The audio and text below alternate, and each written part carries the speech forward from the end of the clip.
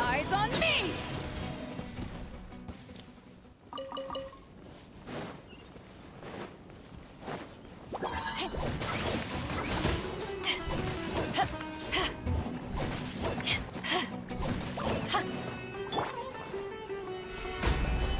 Boom boom! Chia!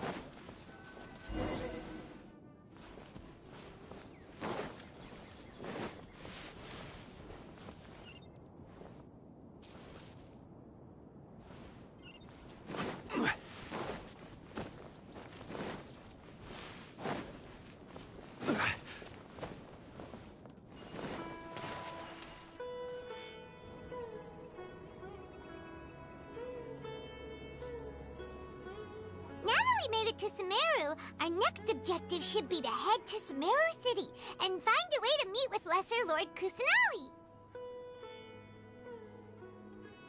And speaking of Lesser Lord Kusanali, even though we haven't heard too much about her, she doesn't seem to be the same deity who abducted your sister. But even so, people call Sumeru the Nation of Wisdom, you know. If we can get a chance to meet the God of Wisdom, maybe she can give us some useful information. But, Paimon doesn't know the way to Sumeru City. Maybe we can climb up to that spot with the statue of the Seven on it. That'll give us a way better view of things. Even if we can't see exactly where the city is, at least we'll be able to check for some smaller settlements nearby. Wait a second. Look! There's someone up ahead!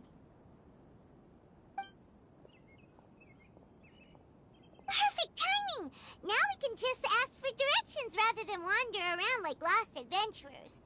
Hey there! We're not from around here and seem to have gotten a little lost. We'd like to ask for some directions. Huh? Did they not hear Paimon? Hey! You over there! Could you give us some directions? Huh? What's going on here? There's no way she could have missed that. Oh, wait!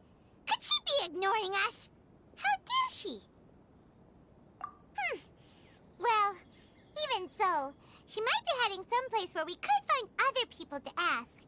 Let's keep our distance and follow her. When we get the chance, we'll just ask someone else for directions.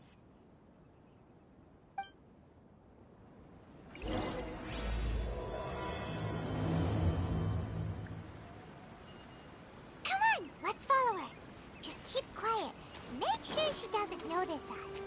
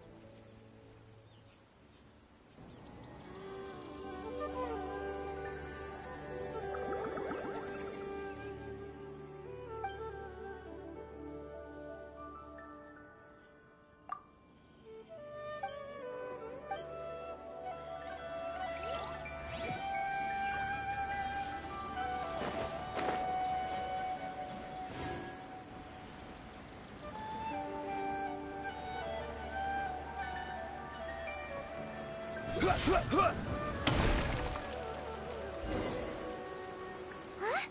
She just walked near that small waterfall and then suddenly vanished.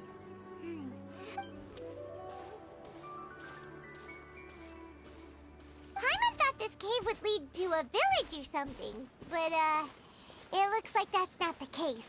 Look, she's sitting over there. Wait, she couldn't possibly be living here, could she? What should we do now? Do we try asking her for directions again? Alright then. It's not like we have anyone else we can ask. Even if she's not very friendly, we just need her to point us in the right direction. That's all. Oh. What a lovely smell. It's coming from that sensor over there. This is definitely not your typical place to call home, but at least it smells nice. Maybe living here wouldn't be too bad after all.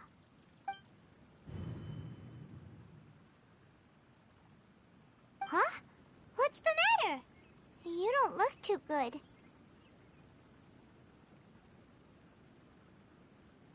What? Is the smell making you feel...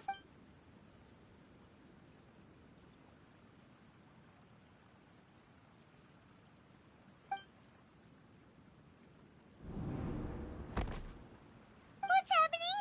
Traveler? This is no time for a nap. Oh, come on, wake up.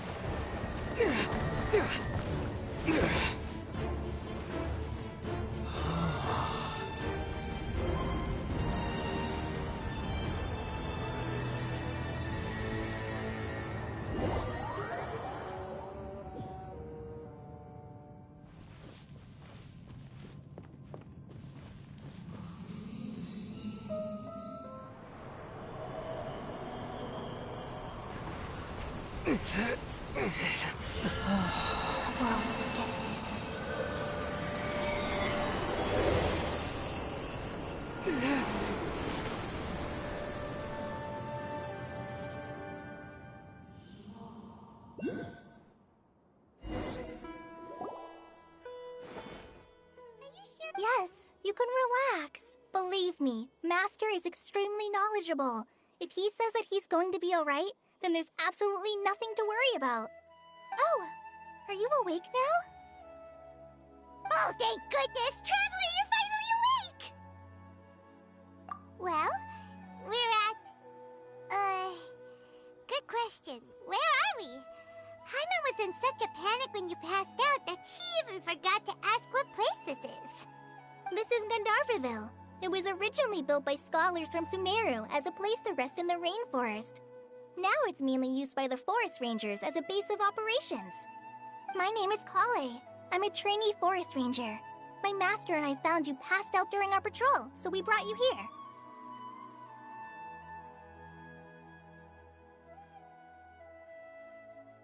Oh, no things are necessary. I didn't do anything, really. By the way, how are you feeling now? Any discomfort? Oh, that's Master's herbal medicine you're tasting. He gave you some while you were unconscious.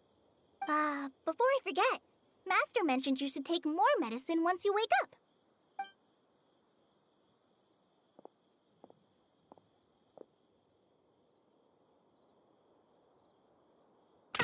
Whoops! Kale, what's the matter? Were you trying to retrieve the medicine? As I've already told you, you must be careful with these. All right, I'll get it for you once I'm finished here. Sorry, Master. Now, the guide to Avidya Forest's edible fungi is clearly posted on our bulletin board. But if Farbode forgets which mushrooms to avoid one more time, I'll have no choice but to leave the guide somewhere a little more visible. Like right smack on his forehead so others can remind him to be careful. Right? This is the second time he's come down with food poisoning this month. I'll be sure to give him a good talking to. Yes, please do. If, on the off chance, Farbode simply enjoys having little imaginary fairies dance before his eyes, then we'll just let him be. But the next time he requires any of our medicine, be sure to charge him accordingly.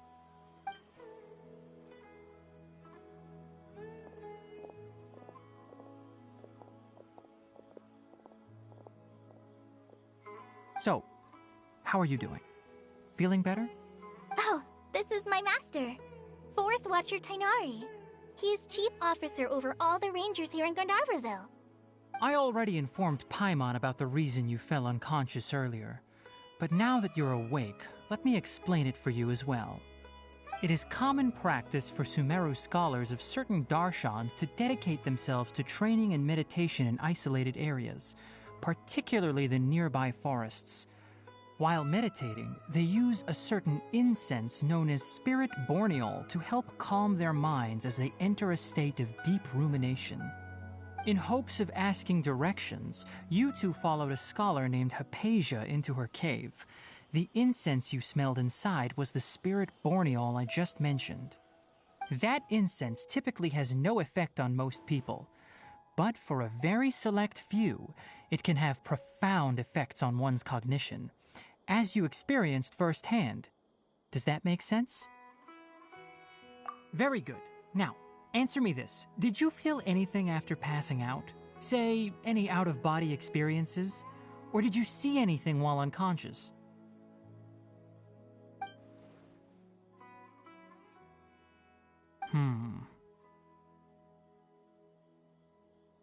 Kale, let the others know to stop bringing their patrol logs here for now. Huh? Why? Because these two will be staying here for the next few days. They can have my room and I'll bunk with Amir. Now get a move on and be sure to do as I've said. Yes, Master Tainari.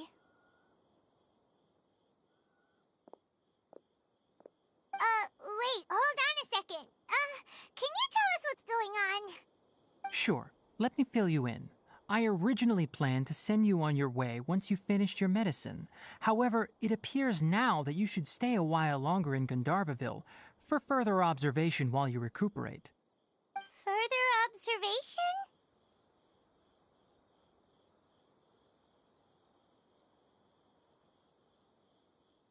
No need to be hasty. As long as you have the capacity to judge between right and wrong, I promise that you'll understand the gravity of the situation once I explain everything to you.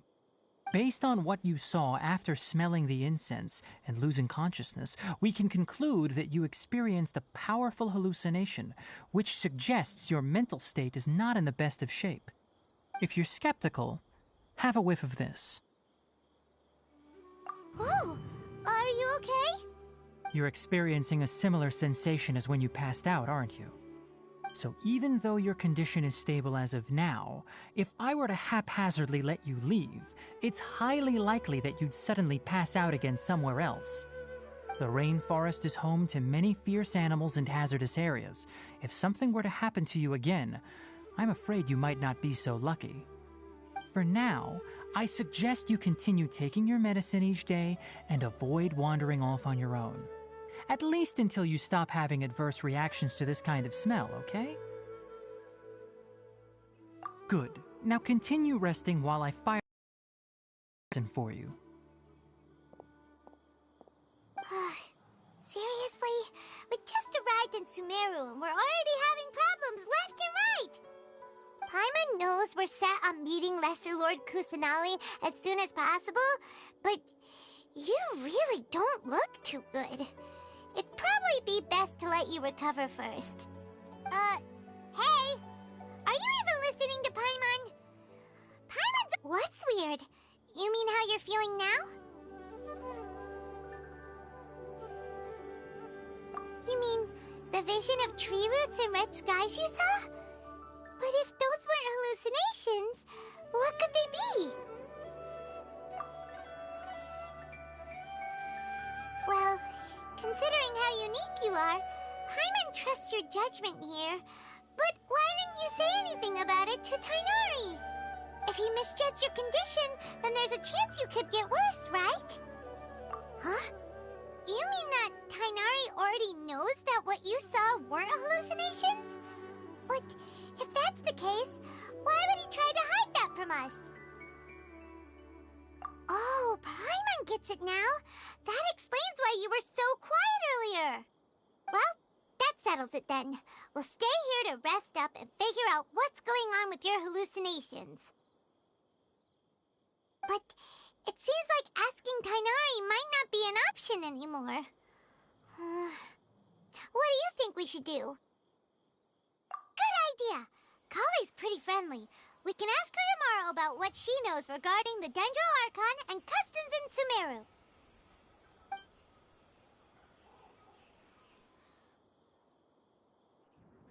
Rise and shine! Come on, it's time to go find Kale!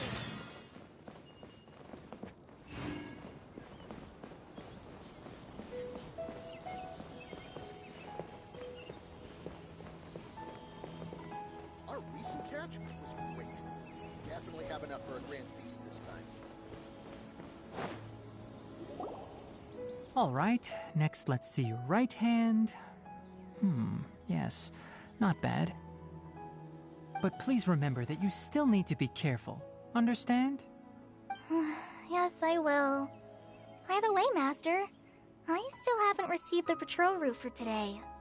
Look, Kale, today's patrol will be a long one, so you won't be coming along this time. Besides, there's a chance we may encounter... well, you understand. But I have a vision too! Am I useless to everyone now? Don't talk like that, Kale. This is not something you need to be worrying about right now. Ah, there you are. Feeling any better? Yeah, since we'll be staying here for now, we thought we might as well try lending a hand around here. Seems you're not the type to sit back and take it easy for a while, huh? In that case, perhaps Kale could take you two for a patrol south of Gandharvaville for the day. And if you're feeling up to it, you can be responsible for cleaning the Statue of the Seven. Tighnari, we're ready to head out. Roger, I'll be right there. All right, we'll be heading into the forest now. I'll leave any further details to Kale. Yes, you can count on me. So, Kale, what exactly are we going to be doing today? Tighnari mentioned cleaning the statue just now, but, that doesn't really sound like the job for a ranger. Well, a forest ranger's responsibilities can be pretty diverse. They handle a variety of tasks, like checking the condition of outlying roads, maintaining forest facilities, ensuring fire prevention standards are met, and providing assistance to travelers and locals. As for Master, well, he has to handle more dangerous areas of the rainforest. Today we can perform routine checks on the pathway lamps as we make our way to the Statue of the Seven. Paimon, Traveler, this way! You can leave the task of checking the lamps to me. In the meantime, you two can keep an eye out for anything unusual.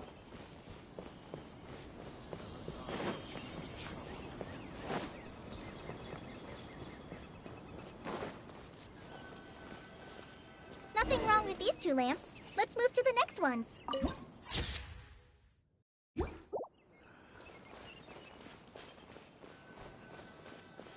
Oh, this lamp seems to be getting a little wobbly. Let me make a note of it. No problems with this lamp. Good.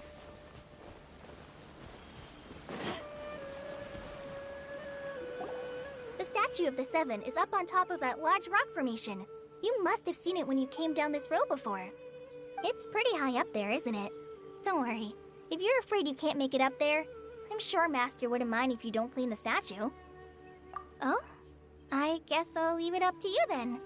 There's not much footing once you reach the statue, so be... By the way, Kale, do you know anything about the Dendro Archon? You know, what's she like? That depends. Are you referring to Greater Lord Rukudavata or Lesser Lord Kusanali? Huh? Greater Lord Rukkhadevata? Oh, is that the name of the former Dendro Archon? Uh-huh. Greater Lord Rukkhadevata was Sumeru's first Dendro Archon. She created the rainforest as well as the wall of Samiel around the desert. Her works provided a means of peaceful living for everyone. To the people of Sumeru, she's not only a symbol of wisdom, but also of power and kindness. Unfortunately, she disappeared in a great calamity that occurred a few hundred years ago. According to what Masters told me, the sages later found the newly born Dendro Archon and whisked her back to Sumeru. To celebrate the reinstatement of their lost deity, the sages dubbed her Lesser Lord Kusanali and let her reside in the sanctuary of Siristana. Uh-huh. Then what happened? Well, and then... I'm not too sure what happened, to be honest. Huh? You're not too sure? But aren't you from Sumeru? Yeah, I'm from Sumeru. Maybe it's difficult to discuss this topic with strangers. If that's the case, then don't worry, we understand. No, it's not that. I'm not trying to hide something from you. Besides, I don't consider you two strangers. Anyway, you two know Amber, right? Wait, Amber? You mean... Yes, that's her. I once lived in Mondstadt for a while, and she helped me a lot during that time. You could even say that she helped me become a new person. There's no one like Amber. She lives life to the fullest while always adhering to her strong sense of justice. She's ready to answer the call for action at any moment, but is also very understanding of others. She's like the spark that lights the fire in everyone's heart around her. If you ask me, she's a prime example of a true outrider. She's the first person anyone coming to Mondstadt will meet. You can't help but be enthralled by her charm and enthusiasm, causing you to fall in love with the lands of Mondstadt and...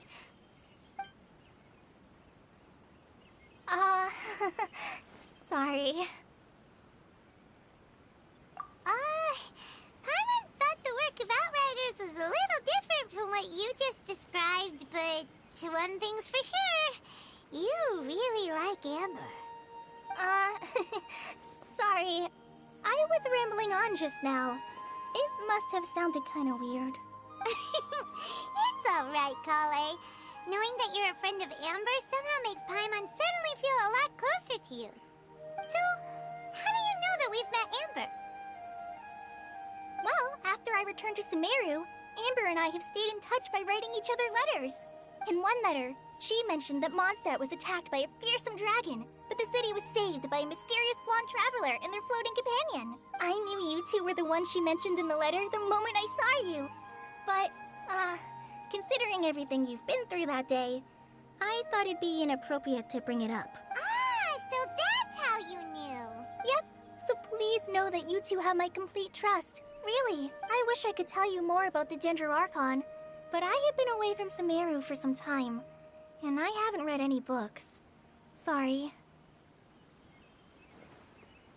That's alright. You've already helped us a lot. We had never even heard of Greater Lord Rukkhadevata or the Sanctuary of Suristana until you mentioned them. Oh, I'm happy that was helpful. There is one thing I want to ask, though. Why do you two want to know about the Dendro Archon?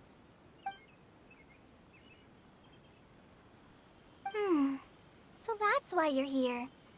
Thank you for telling me your story. Don't mention it. We are friends after all, right? Alright, we have a statue to clean. You both have my thanks. While you two are up there cleaning, I'll go ahead and inspect the forest canopy. Let's meet back here shortly.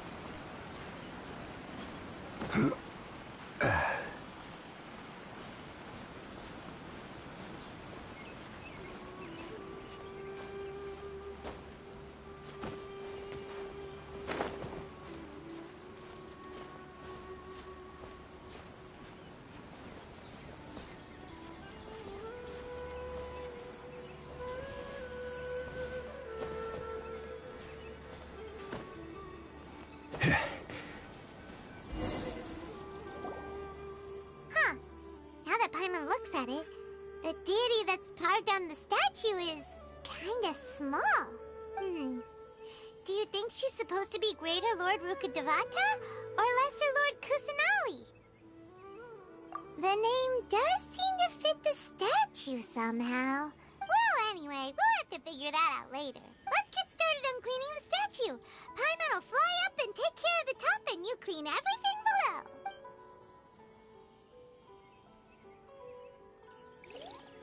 Nice work! That's one clean statue. Let's head down and meet up with Kale.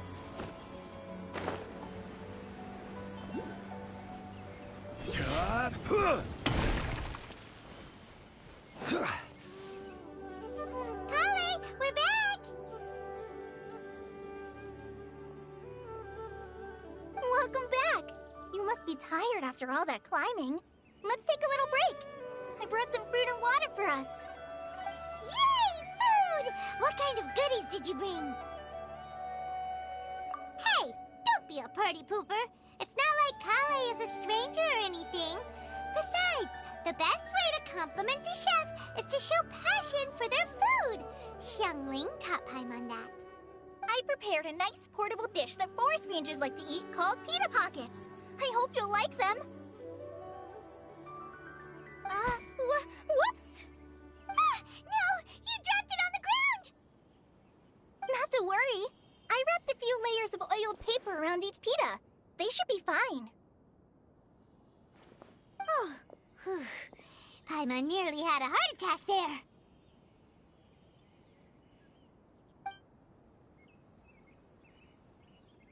Those pitas are amazing! You're quite the cook, Kale. Thank goodness you wrapped them in paper. Paimon wouldn't have been able to sleep at night knowing something so tasty had been wasted. You really know how to compliment the chef, Paimon. Since you liked it so much, I'll be sure to give you a copy of the recipe sometime. I'll even include all my personal cooking pointers, so you'll be making your own pita pockets in no time. Yay! Thanks, Kale! It's hard to believe someone as diligent as you could have clumsy moments, too. Oh, I guess it happens from time to time. So, Kale, don't you think that Tainari's a little too strict with you? He won't let you touch anything without his permission. Paimon knocks stuff over all the time flying around the Traveler, but he's never said anything. Everyone has their clumsy moments. No, you've got the wrong idea about Master. Sure, he may seem a bit harsh at first, but with some time, you'll see that he's actually very kind-hearted. I've heard the veteran rangers say that Master is from some ancient and mysterious race that is known for their cunning wit and reclusive nature. Oh, by the way, you've heard of the Academia, right? Well, there's a group called,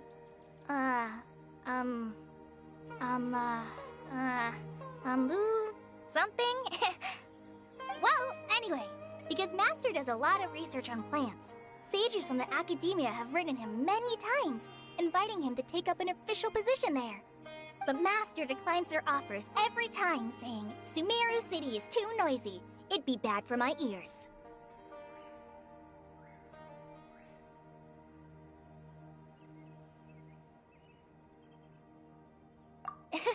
Seems you already know him well.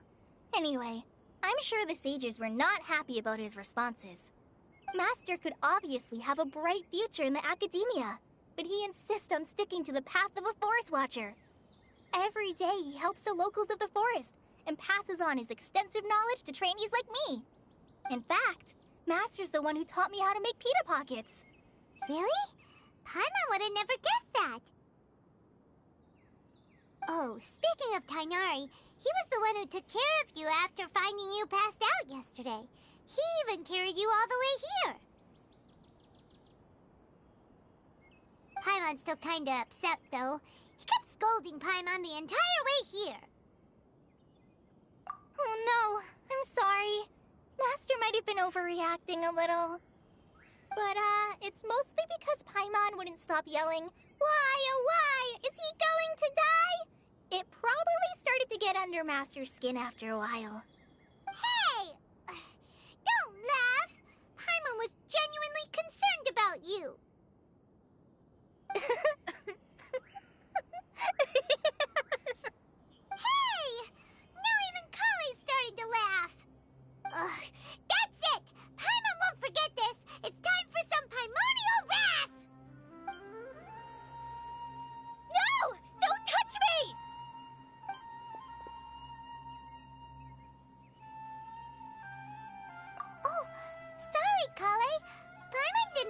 scare you? No, I just... I didn't mean that. Kale, are you okay? What's the matter? No, I'm fine. I'm sorry. I must have startled you both reacting like that. Oh, well, it's getting late now. Let's hurry back to Gandharville. I think Master and the others should be back by now, too.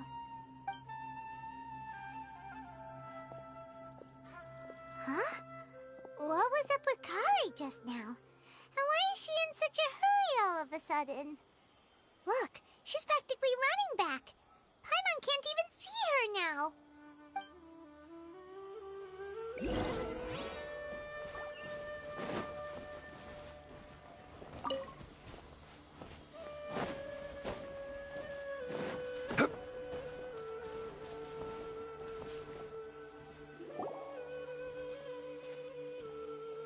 Ah, Traveler.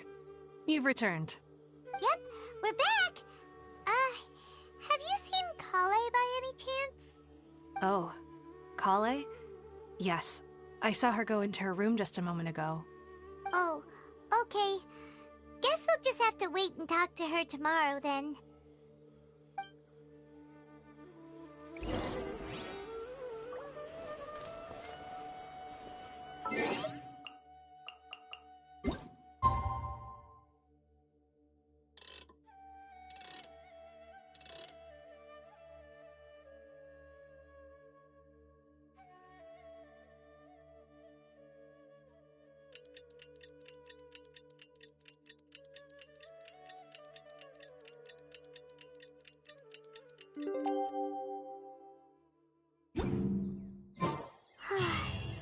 Paimon was thinking all night about what happened with Kale, and still can't figure out what the problem might be.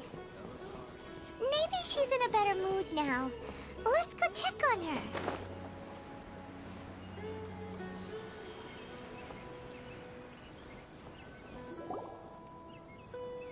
Ah, it's you two. I was just about to go look for you. Huh? Tighnari? What are you doing here? Where's Kale? I came to check on Kale's condition. To put it simply, she's not well. You mean she's sick? How could she be... Oh, wait a minute. Could it be because of what Paimon did yesterday? No need to worry. Something as small as you could never harm her. This sickness is something that Kale has been dealing with for some time. Kale has been more excited than usual since you two arrived. A little too much so, to be honest. She hasn't remembered to take care of herself. I suppose it's understandable, though. She hasn't been around anyone she considered a friend for some time now. It must have been refreshing for her to have you two here. So, Tighnari, what's really wrong with Kale? Let's take this conversation elsewhere. Kale just fell asleep after taking her medicine. She needs some peace and quiet.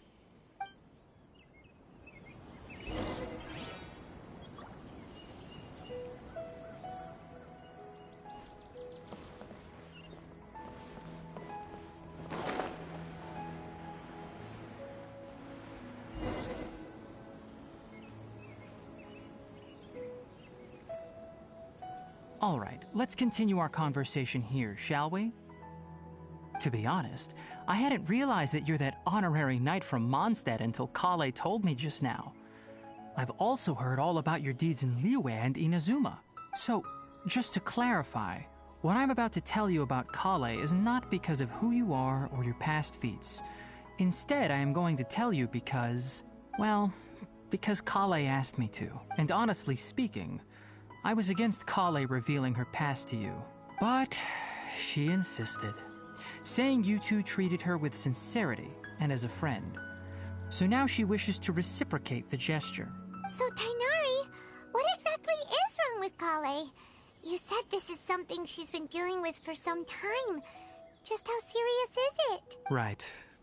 Ever since she was a child, she's been afflicted with a disease called Elazar. Elazar? Yes, it's a disease unique to the lands of Sumeru. It is characterized by dark and hardened scales that form on the body. At first, the afflicted may only feel mild numbness on the affected area of the skin.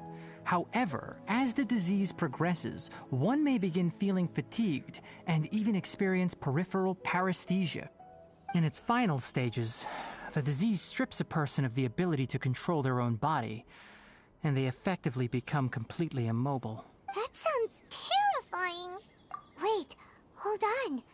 So when Kale seemed to be acting a little clumsy earlier, it was because... Correct. That would be the effects of Elazar, which is precisely why I do not want her carrying or holding anything, lest she ends up hurting herself. With appropriate treatment, the disease can be effectively controlled before it progresses to a more serious stage. However, there is unfortunately still no true cure for Elazar.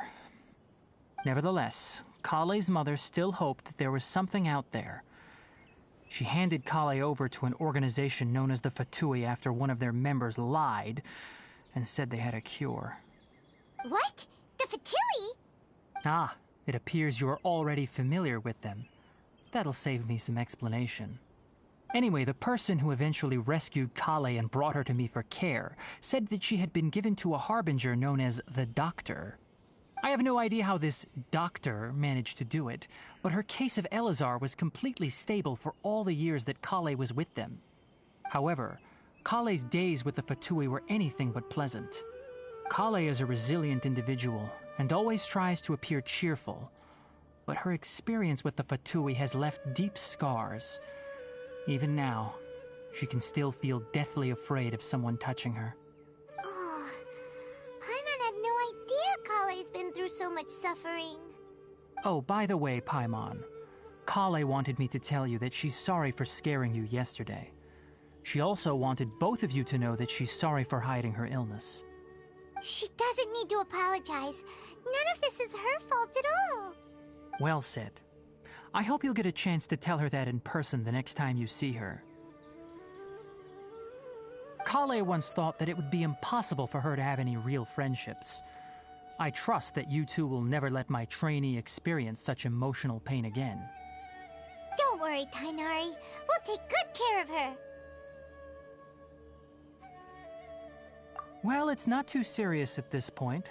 She overexerted herself the last couple of days, which is what led to her breakdown this time. As long as she has taken her medicine and gets plenty of rest, she should get better. Though, I must admit that Kale's condition was much more stable when she first arrived here in Gandharvaville. She was interested in the work of the forest rangers the moment she saw us. I could see that she was serious about learning, so I felt compelled to ask her to join us. Her stamina has gotten much worse recently. Though a moderate amount of physical exercise is always necessary, I'm afraid the long-distance patrols are a little too much for her now. All right, now that I've told you about Kale's past, I think I'll head into the rainforest to find some ingredients needed for her medicine. I'll see you two later. Yeah, we'd like to do something to help Kale too. All right, but I must warn you two. The rainforest is a dangerous place, especially for someone who's still recovering like the Traveler. You must follow closely and listen to every instruction. No problemo. Let's go then. We'll be looking for a plant known as lunar lotus. It's often used to help those afflicted with Elazar recover their energy. Hey, Tainari, where exactly are we going to find this plant? Lunar lotus can be found all over the rainforest, but it often grows right here around Gandharvaville. Given the name, it sounds like we should be looking for it in the water. You are correct. Lunar lotus grows in the water. When fully matured, they look like giant blue flowers floating on the water's surface. Quite an attractive species, if you ask me. The large petals that many of the plants found in Sumeru have names that are vine. And then there's the Sumeru rose, which is not a... Note to Paimon. Never bring up the topic of flowers with Tainari. Out of the frying pan, into the... Gather!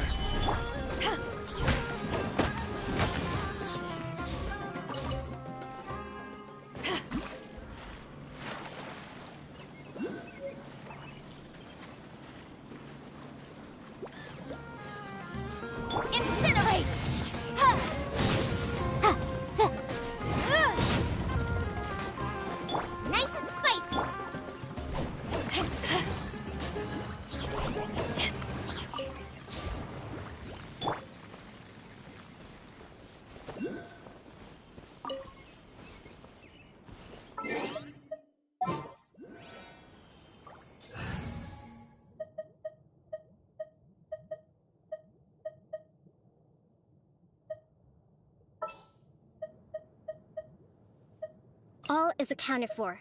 Let's move out.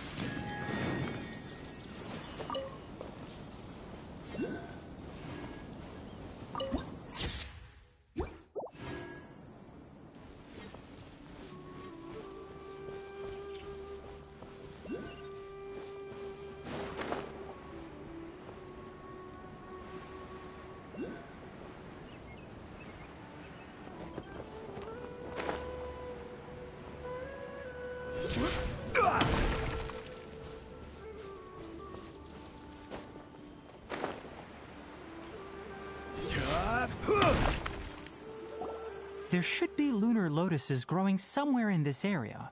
Let's split up and begin searching. If you could manage to gather 4 of them, that would be sufficient. We'll rendezvous here once you've gathered the needed amount.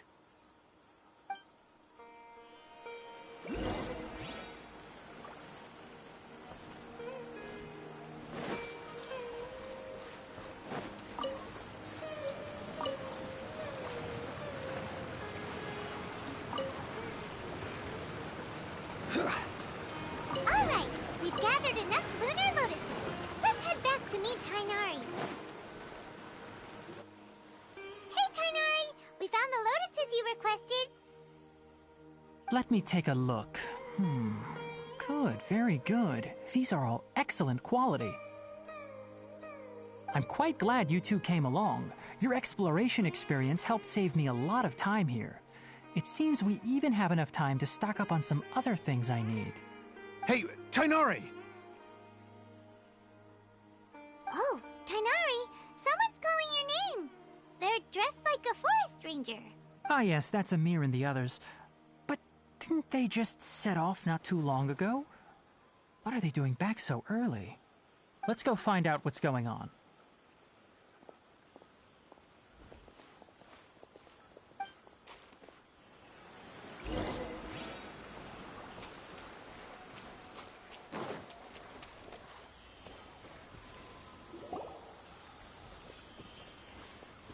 Tainari, thank goodness we found you here. We were just about to head back and find you at Gandharvaville. What's going on? We just discovered a withering zone. The Withering is back? But the patrol route you were on should have been already cleared just a week ago. It reappeared so quickly. Can you tell me the exact location? It's up ahead, deep in the river valley. It's appeared in a spot that blocks nearly the entire narrow part of the valley area, so we decided to come find you as quickly as possible. And the radius of the contamination? Sorry, I couldn't get a clear enough view to tell. No one in our patrol team had a vision, and it appeared to still be spreading. So we didn't risk getting any closer. Okay, I understand. You made the right decision. I'll go deal with it right away. In the meantime, please guide these two back to Gandharvaville.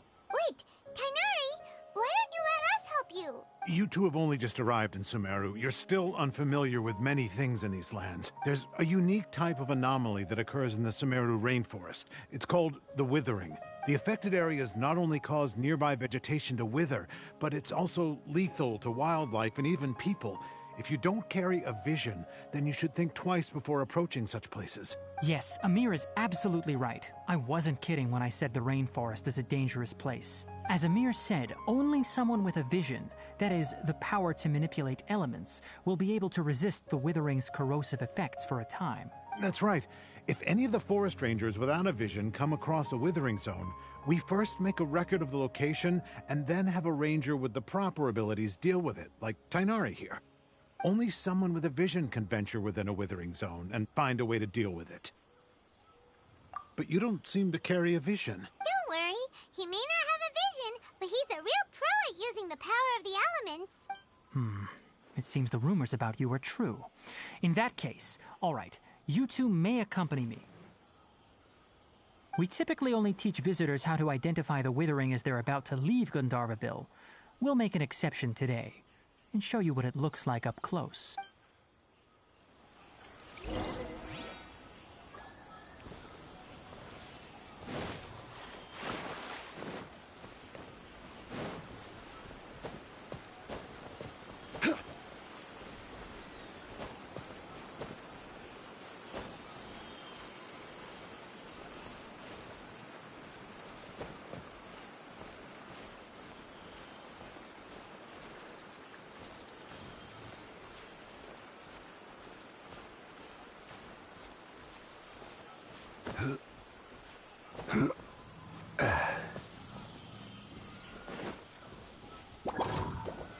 Solidify!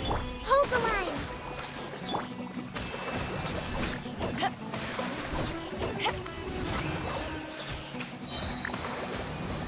Power the ended Python! Covenant of the Deep! Let's move out. We should make the most of these supplies.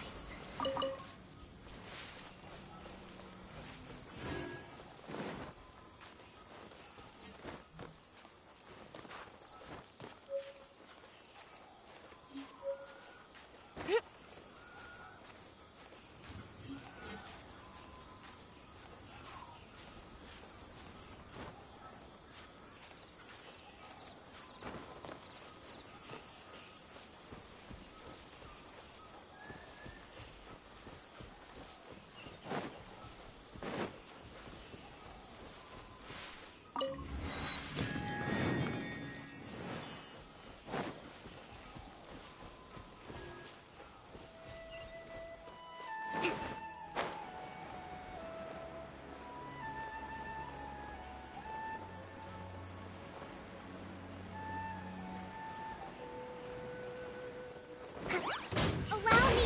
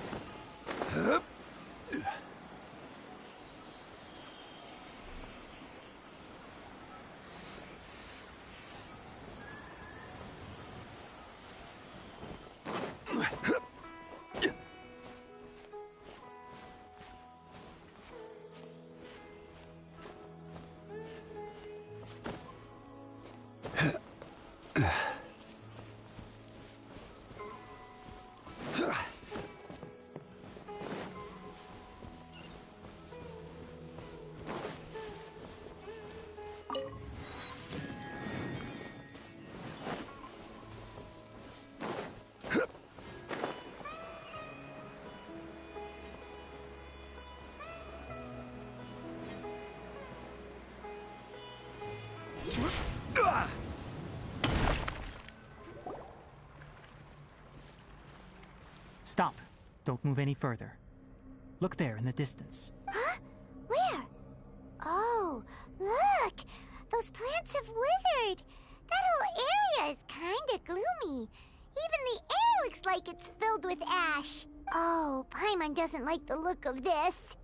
That is the withering. All right, traveler. We're going to have to enter that withering zone. Once inside, we'll need to look for what we call tumors of the withering. If we eliminate those, then the area will be saved. Thank you, but I must warn you. Don't push yourself. This is your first time handling this sort of thing, after all. Even with elemental powers, once you step inside the Withering Zone, you may experience extreme discomfort. If at any point it becomes too much, return outside the zone and take a breather. It could become a matter of life and death. You ready then? Let's go.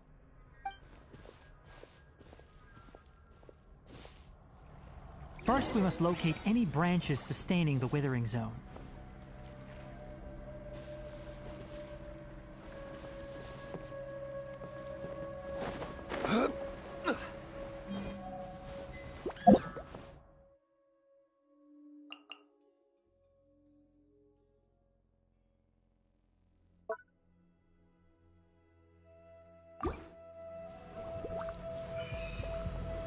Gather!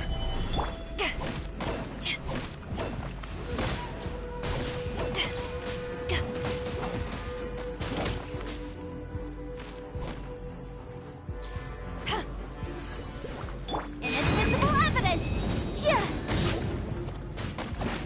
Motion to compel!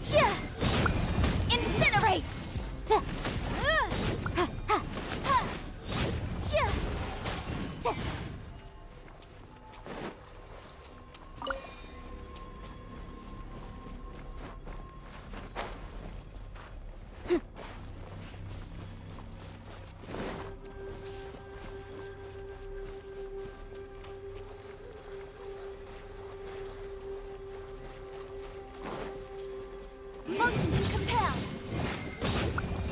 Great work. Now that all the branches have been cleared, we'll need to take care of the tumor. Hold the line! This is order.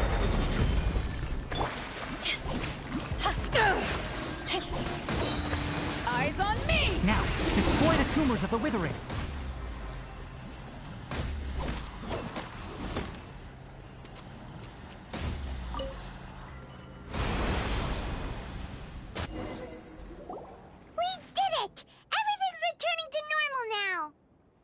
Yes, thanks to you two. We were able to quickly restore this area back to normal. Tainari? You make it sound like we did well, but why does Paimon have the feeling you're worried about something? It's that obvious, huh? Alright, it's like this. Recently, the rate at which the Withering Zone appears has been increasing. Even though we were able to quickly clear that Withering Zone, it won't be long before another one appears. If that simply meant more work for me, then that wouldn't be an issue. But it's far more severe than that. The Withering is leaving lasting effects on the rainforest itself.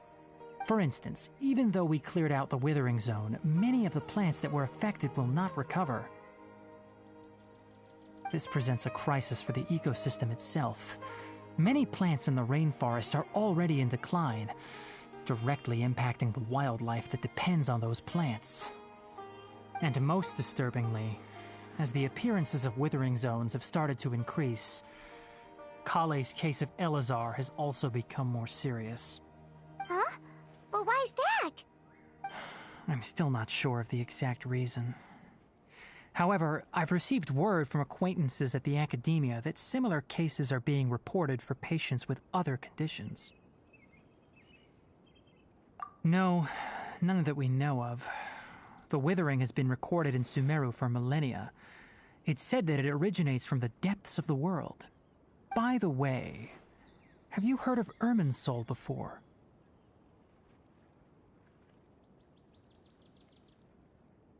Irminsul is a tree located deep beneath the surface. Although it isn't like any tree we know in a biological sense, you can basically think of it as a large tree that grows downwards rather than upwards. I'm sure you've heard of ley lines, right? They're like the roots of Irminsul, spreading and extending from a massive cavern deep underground all the way up to the surface.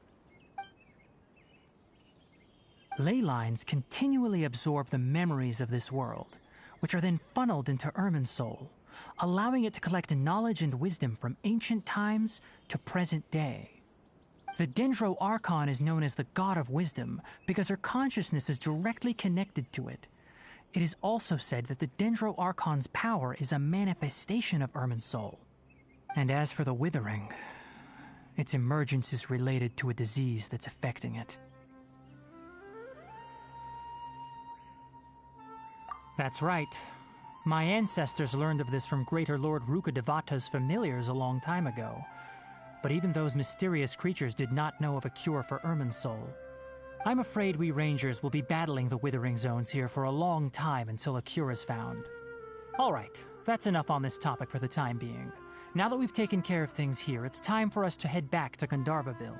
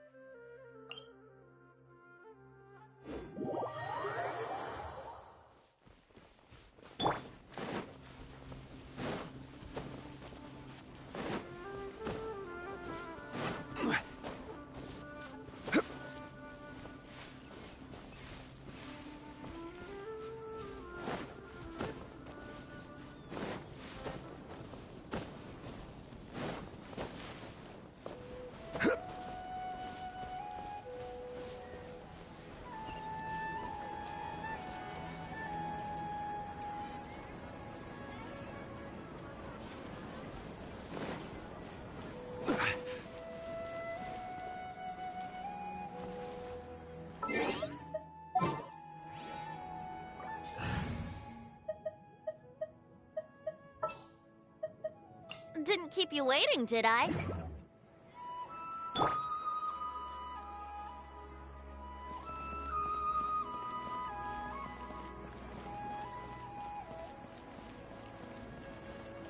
Brace yourselves.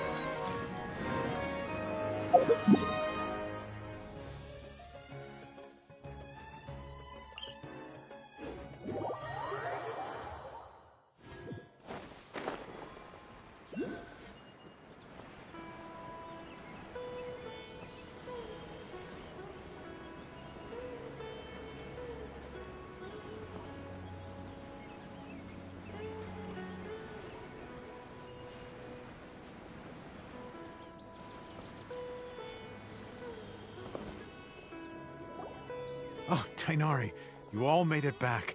How did it go? The withering zone you reported has been taken care of. No need to worry. Huh. Wait, is that? Oh no, Hypatia!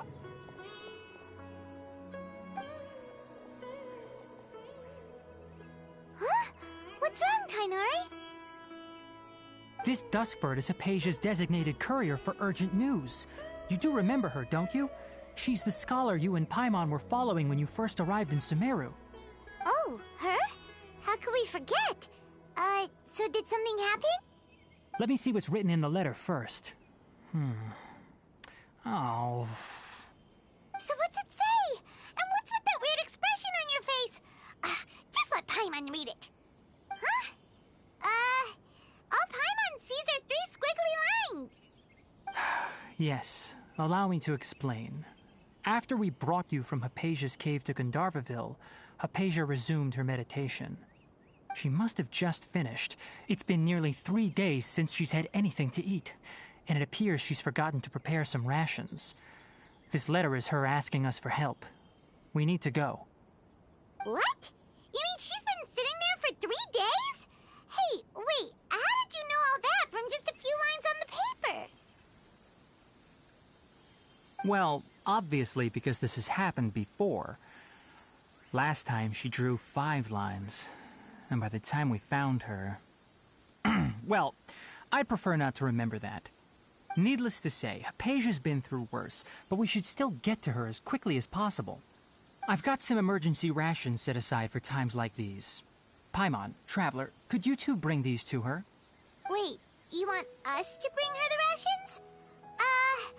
But will the Traveler be okay if her cave is still filled with that funny incense? Let's find out. Here, Traveler, take a smell and see. So, how do you feel?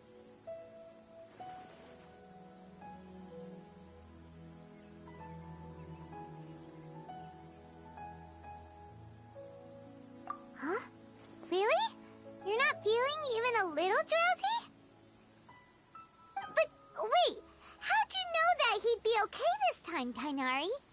Back when we were clearing the Withering Zone, I observed that he could adeptly manipulate the Dendro element. I knew then that he would be fine. And if I may ask, when I was telling you two about Irminsol's ley lines, was what I described similar at all to what you saw while you were unconscious?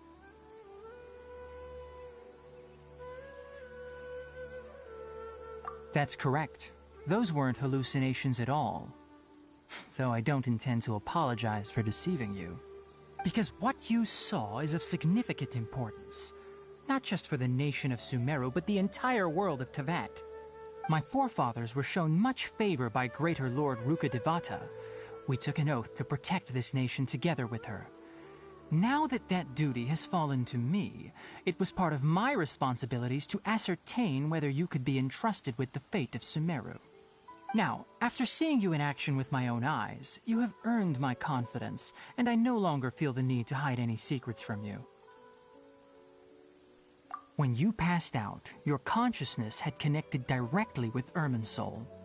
What you witnessed were actually real memories contained within Irminsul itself. I could try to tell you more, but it would be better if you went to ask Hypatia instead. Her focus on meditation and use of Spirit Borneol are aimed at establishing a connection with Irminsul, just as you did. That sounds nice and all, but will she really help us? Seriously, she completely ignored us the last time we tried talking to her. That was because when you ran into her, she was in a special phase of her training. During that time, she must avoid communicating with others. Please, wait here for a moment.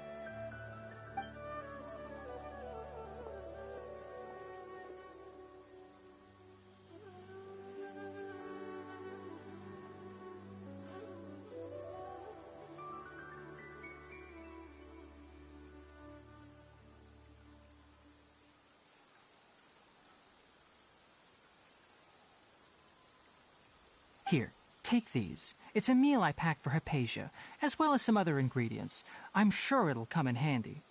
Also, here's a letter that I would like you to give to her. Just show it to her and she'll answer any questions you may have.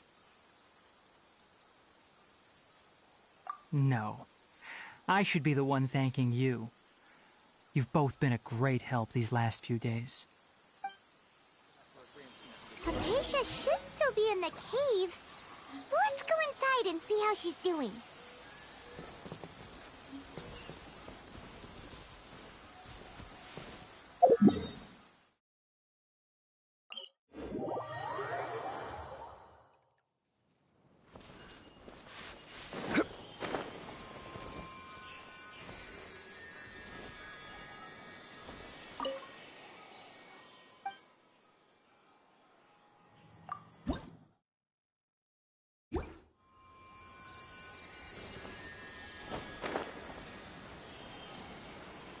Hypatia should still be in the cave.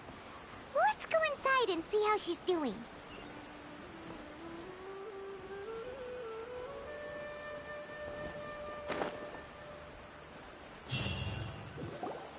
Hello? Hypatia? Hey, there's nobody here. Maybe she went out to look for some food. Let's try looking around the area.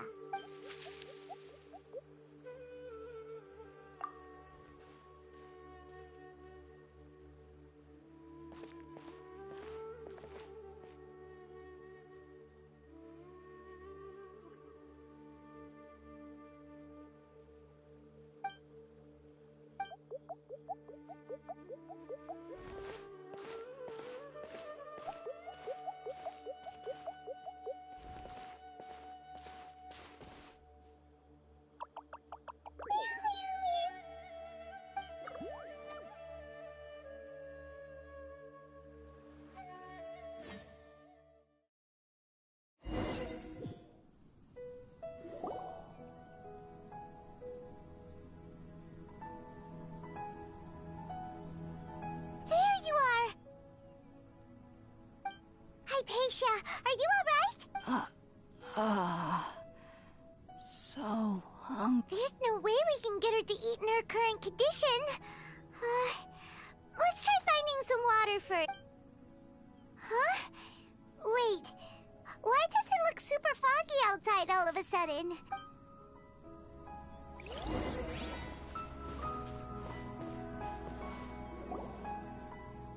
Huh? How'd things out here end up looking like this? What happened? And where are we? Really? Oh.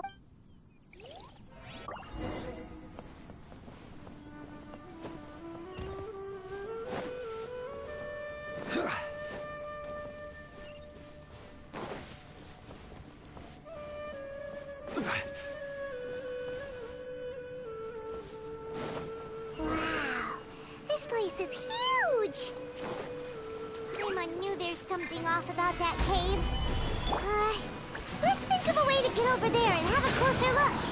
Who knows? Maybe we'll find a lead of some kind.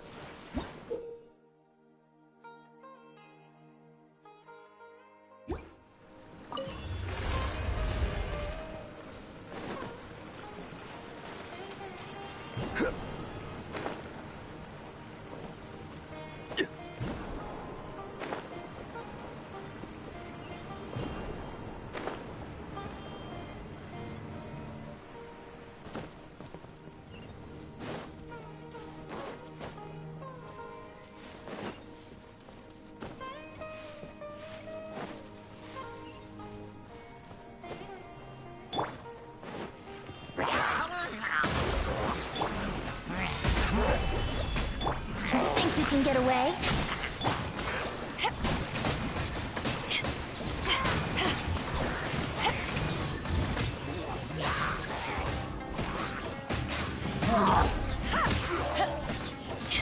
Order guide you. Torrent, bring refuge! To ashes! Hold the line! Yeah!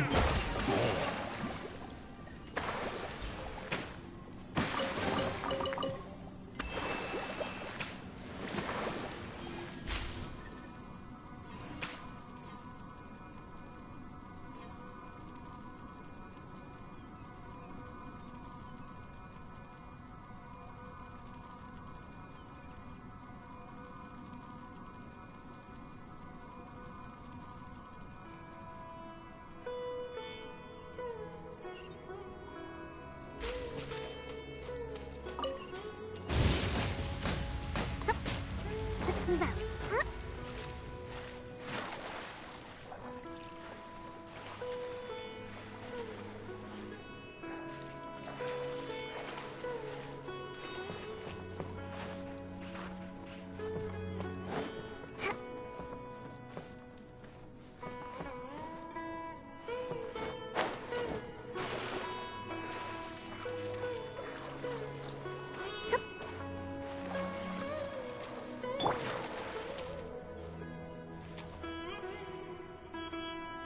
Brace yourselves.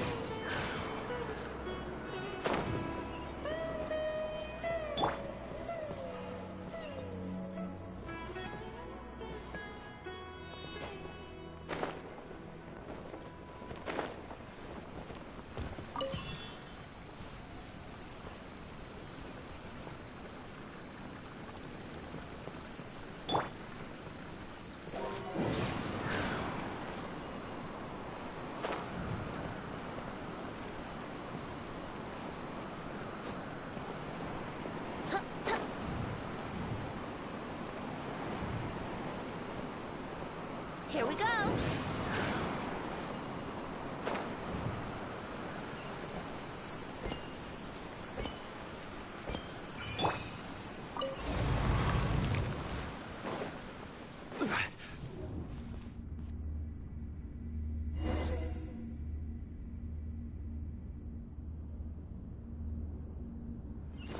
What in Tibet is going on here?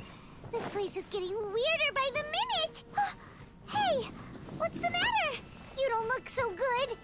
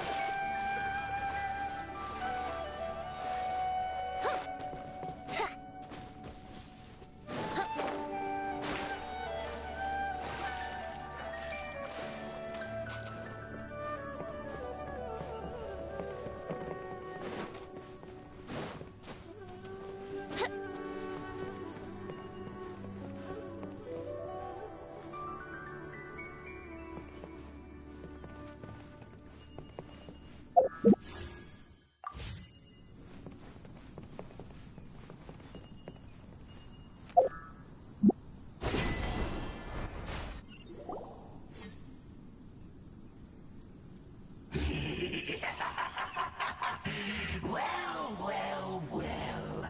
Looks like we meet again, traveler. The Abyss Herald! What are you planning to do in this strange place? Strange place. Plotting. You needn't worry about such things. They don't concern you. Bow before the abyss! Rest and rebuild! Solidify! Time for takeoff.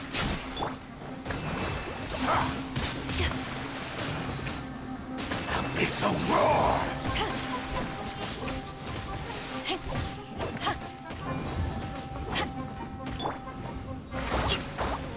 Hold the line!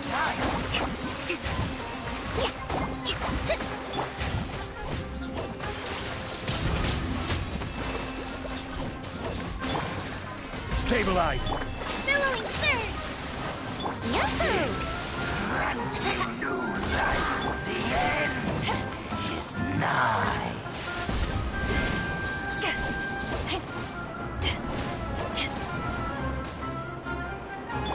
Rest and rebuild!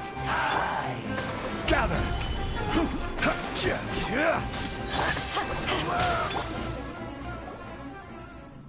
Huh? Why can't we beat this guy?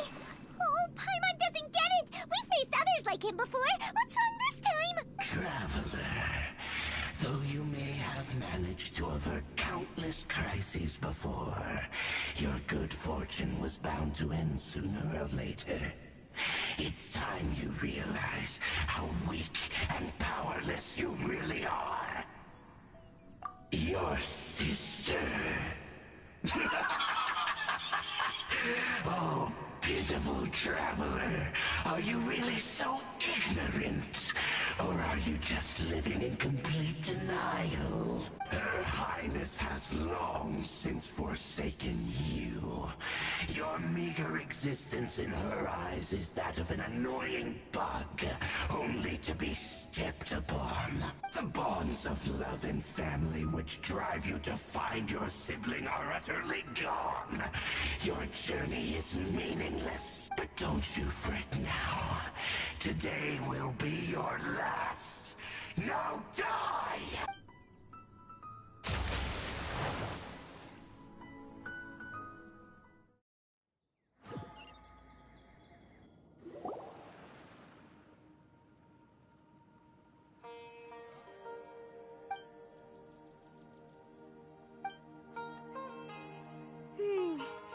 What do we do? We haven't seen Hypatia anywhere out here. Oh, there she is! Quick, let's see how she's doing. So sweet. Well, the good news is that she's still conscious. Hey, why'd you drop her food on the floor like that? Are you okay? That's really not like you. Anyways, we can talk about this later. We better make sure she's alright first.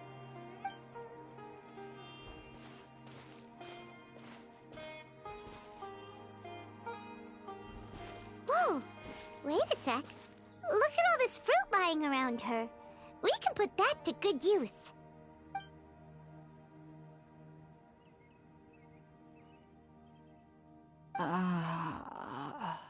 Who is there?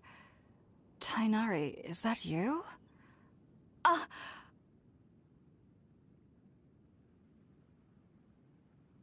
Huh?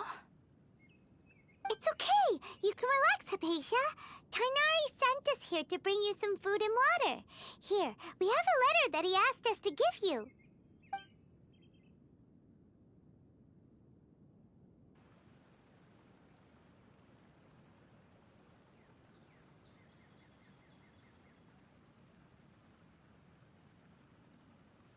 I see. So, you're friends of Tainari.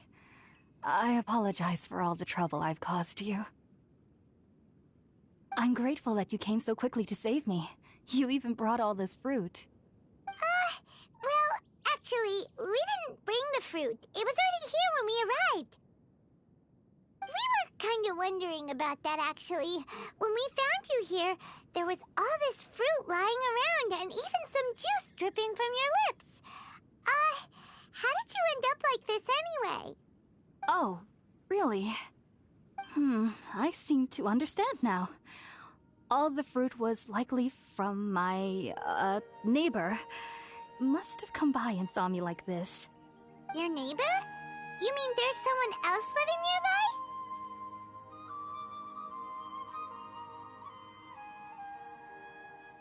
Oh?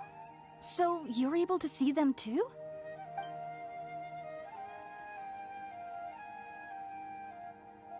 Wait, hold on a second, Traveler. You say that before we arrived, you saw some mysterious creature and suddenly had a strange dream? Isn't that a little too crazy to believe? No, I actually do believe what the Traveler is saying. I myself had a similar experience once before and ended up scaring my timid little neighbor here. You needn't worry. They mean you no harm. They only dragged you into the dream because they hoped to buy themselves a little time in order to scurry away. So, Hypatia, just what kind of creature is your neighbor exactly? I'm not sure what it's called, to be honest. But I do know that they have some sort of deeper connection with the Dendroarchon. I know this because the first time I saw them was also the exact day my consciousness was able to form a connection with Irminsul. Even after I opened my eyes and stopped meditating, my heart was still pounding, and my mind was racing with all the knowledge that I had touched. And at that very moment, I suddenly noticed a small figure at the opening of the cave. In my curiosity, I began to walk over to the creature. They must have already been used to me living in the cave, because they didn't seem to mind me approaching them. They just kept doing whatever they were up to. It wasn't until I crouched down next to them that they suddenly realized that I could see them. Oh! And then? And then I had a dream. By the time I came to, they were nowhere to be seen. I was convinced they'd never show up again. But sure enough, I saw them nearby a few days later. And they weren't alone. I feel like they aren't as afraid of me as the first time I approached them. But I never would have expected them to save me. Yes, no doubt about that. By the way, Tighnari mentioned in his letter that you had questions for me regarding Irminsul.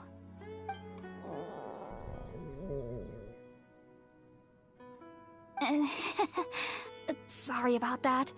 Sounds like just drinking juice still isn't quite enough for my stomach. Well, if somebody hadn't dropped the food earlier... Anyway, looks like we'll need to prepare something ourselves. Besides, Paimon's getting hungry too. Let's eat first and talk about Irminsul later. Alright, we're up, Traveler. Today's menu will feature Sweet Madame and a radish veggie soup. You'll love them, Hypatia. They're our specialties after all. Sounds good. I've never tried any dishes from other nations before. I certainly look forward to it. It's been so long since I've had a decent meal, too. To be honest, the last time had to be when Tighnari came to visit.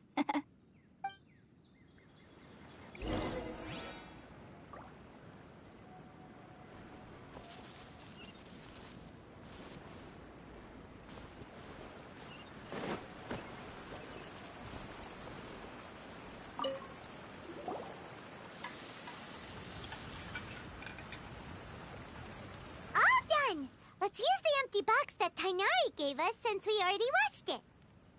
Oh, it smells amazing. And the box is a nice touch, too. Let's go serve this up and start eating with Hypatia.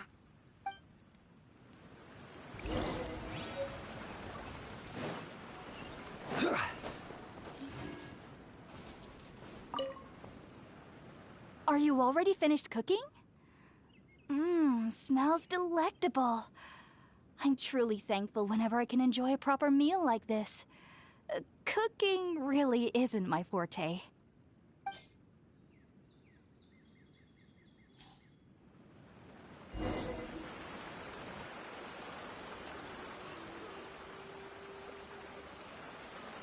Even though everything you mentioned was in Tighnari's letter, it's still hard to believe you were able to connect with Irminsul immediately after smelling Spiritborn Ale for the first time.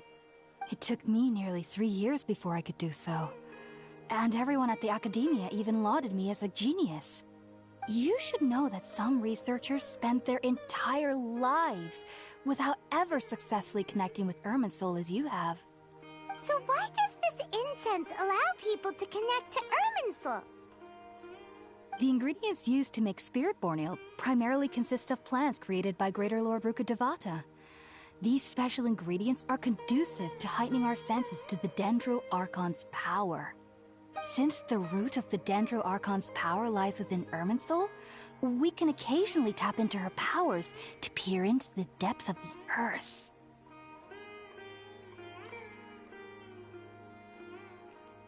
Naturally, anyone who can establish a connection with Irminsul in their first ever attempt must be a person of great understanding. Makes sense.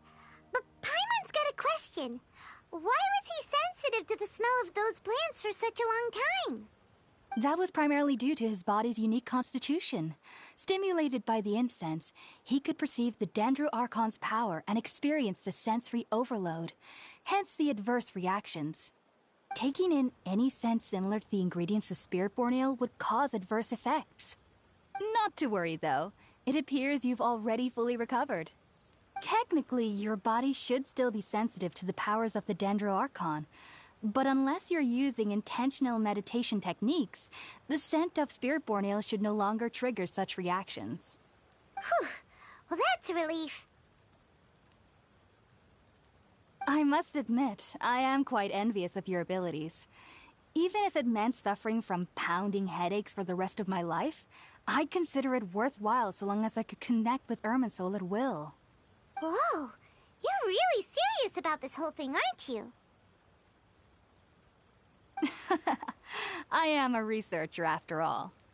As a member of the Ritaoist Darshan at the Academia, my main area of research is the stars and their connection to the fate of living beings. But there is still so much we don't know, especially regarding the mysteries that lie in the starry skies. Which is why I must turn to the all-knowing Irminsul for answers. If only my perception wasn't so limited. Unfortunately, I cannot guarantee that my every attempt to attune with Irminsul will be successful, or that doing so will leave my consciousness intact. I am currently in the stage of training known as Satyavada life. Many researchers in Sumeru have lost their minds while seeking to attune with Irminsul during this stage. Sages have said that Irminsul contains divine knowledge, and touching such knowledge without the proper preparations and abilities will only lead to one's mind caving in on itself. That's why we meditate alone. We need to ensure that our minds will be calm while minimizing the possibility of involving anyone else. Whoa, so knowledge from Irminsul can be super dangerous. Aren't you afraid of the risks, Hypatia? Of course I do. Especially during nights that are pitch black with no moonlight, and dead silent without even the sound of insects. However, I've been feeling better as of late. I don't get as scared anymore knowing that I have a little neighbor living nearby. I believe that being able to see them is a sort of blessing from the Dendro Archon. But what's strangest of all is that they're clearly an envoy of the God of Wisdom herself, and they have the curious power to make people dream. What's so strange about that? It doesn't sound so out of place for a divine being, does it? Well, it's strange because nearly nobody in Sumeru can ever dream. Oh, is that true? Yes, well, to an extent. Only children can dream in Sumeru. Adults, however, never do. The sages say that wisdom implies rationality, but that which occurs in dreams is often neither rational nor logical.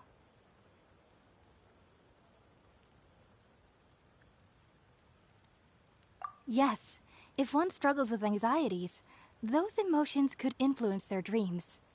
The fact that the people of Sumeru do not have dreams is seen as a blessing by the sages. They believe that Greater Lord Rukkhadevata, the God of Wisdom, is keeping us away from the foolish delusions you encounter in your sleep.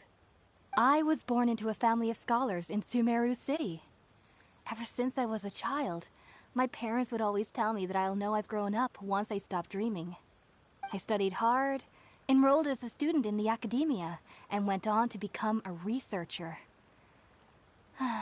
Sure enough, I never dreamed again. But then, on the day I scared the little Aranara, I suddenly saw a dream again. It was incredible. Though I don't exactly remember what I saw, I clearly recall the feeling. I suddenly felt like I was a child again. Back then, I was foolish and ignorant as any youth would be, but I was free of fear.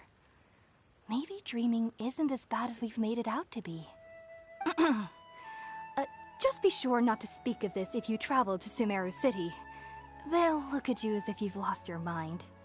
So, do you have any thoughts about the things he saw when he connected with Irminsul? Sorry. I'm afraid I don't have any answers as of now. All I can say is that what you saw is a memory contained within Irminsul itself. World forget me. What could that possibly mean? If only I could ascend past Satyavada life and begin Paripurna life. I might have some more answers for you. If you two are ever in the area again, please be sure to come and see me.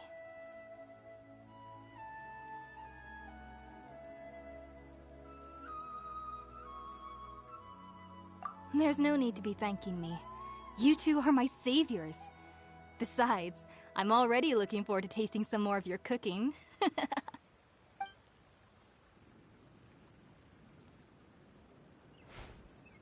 that we know Hypatia is alright and had the chance to ask her some questions, Paimon thinks it's about time to head back to Gandharvaville.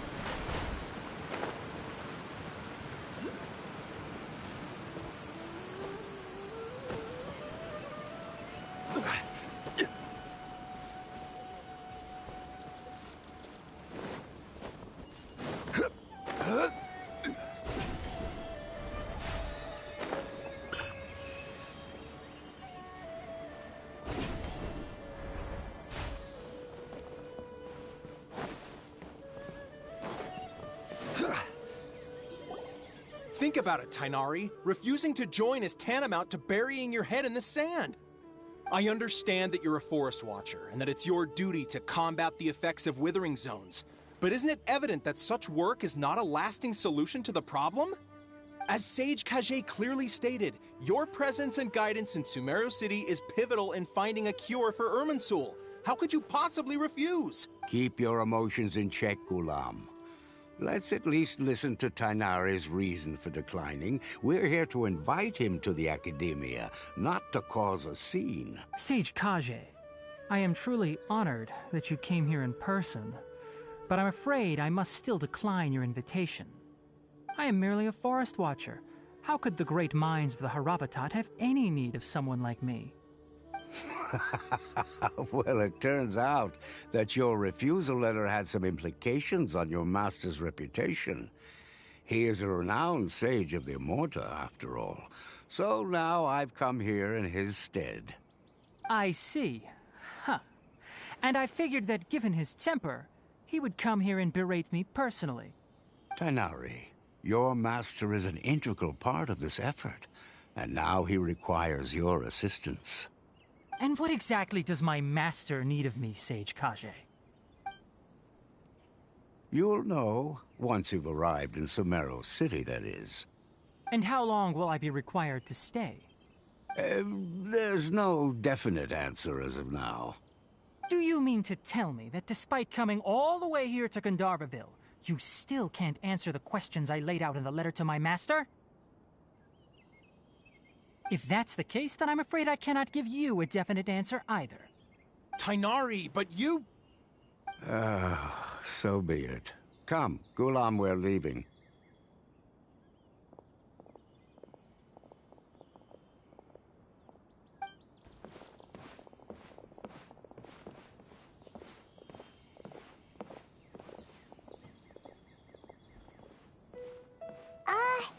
Tighnari, what was that all about? It's nothing.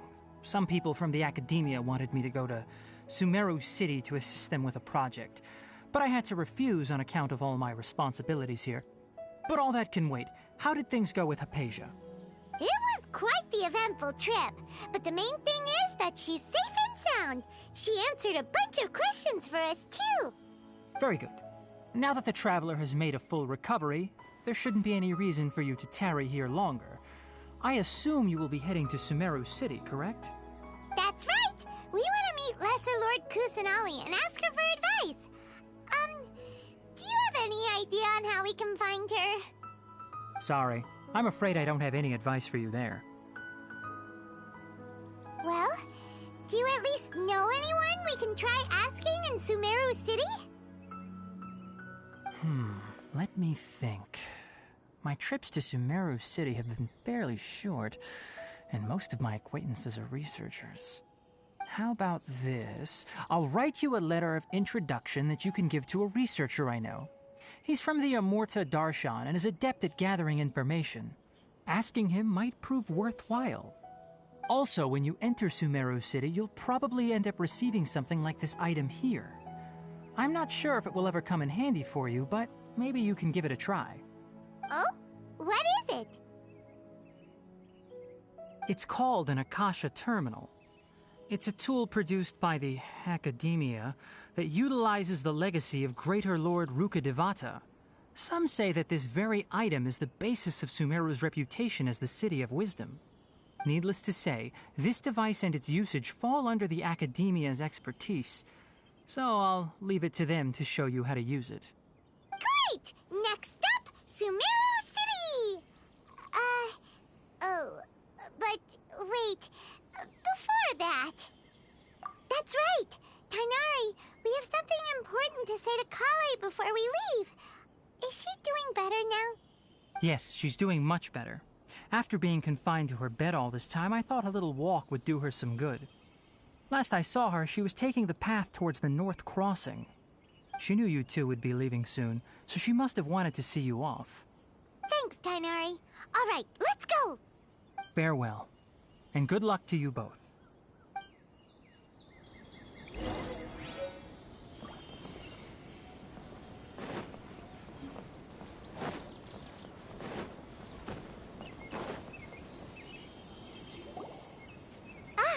I've been waiting for you two.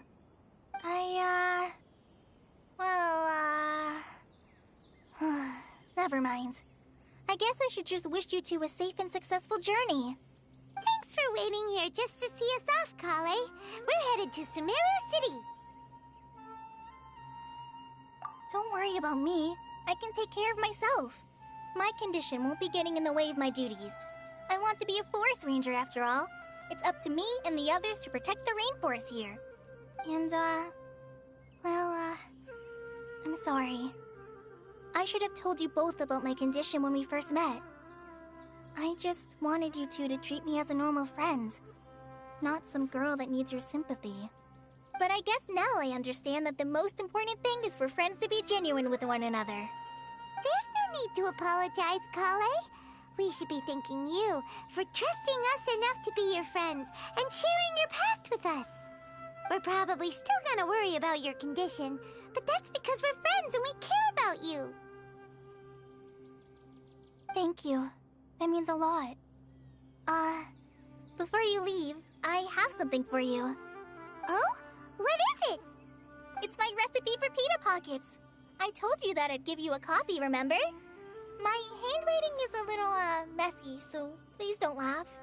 Yay! Thanks, Kale. Now we can eat those scrumptious little pitas whenever and wherever we like.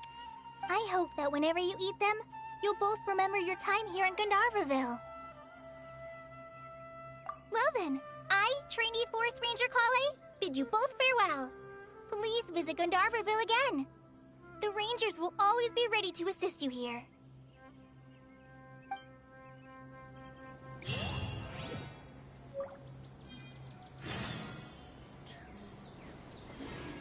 There isn't a single one missing.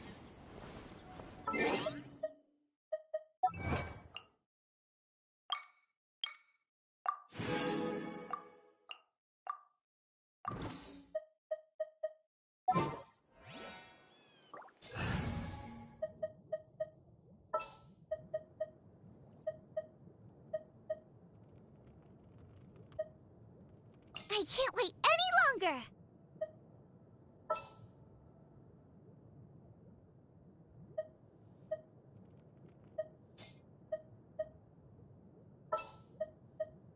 Ready for trial.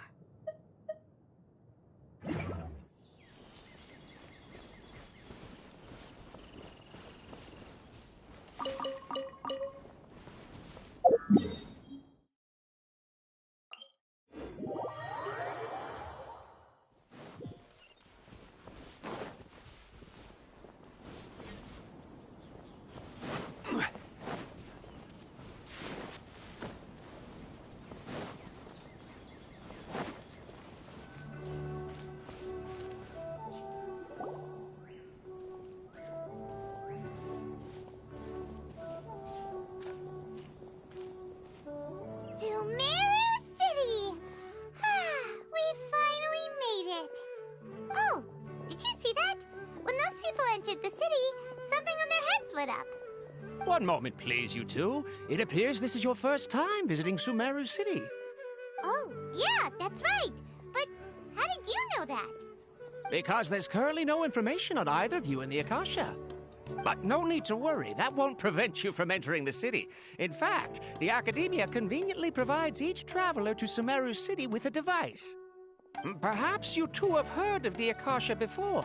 It's our beloved Greater Lord Rukkhadevata's lasting legacy, a treasure trove of collected knowledge. After centuries of tireless research on the Akasha, the Academia created one of its most ingenious inventions, the Akasha Terminal. As long as you are within Sumeru's borders, you may use an Akasha terminal to connect directly to the Akasha and access any knowledge you need. I should mention that due to technical limitations, the operation of Akasha terminals will be much smoother and more effective in large cities such as Sumeru City and Port Ormos. Oh, so this is the thing that Tainari was telling us about. It sounds pretty amazing. You two are quite fortunate. Until recently, it was standard practice to only issue Akasha terminals to outlanders who spent an extended amount of time in Sumeru. However, this policy was recently changed, and now all travelers are issued one upon arrival. Here are your Akasha terminals. Please handle them with care. It kinda looks like a leash. To activate it, simply hold it in your hand and say the following phrase to yourself. May the mighty God bless us with their voice of wisdom.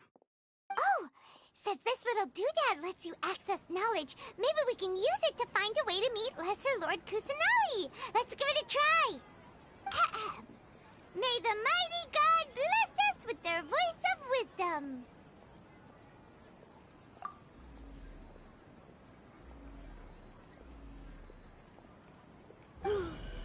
Whoa! Just now, something clicked, and Paimon suddenly knew how to use this thing. It seems all we need to do is concentrate on what we want to know, and bam! You get it.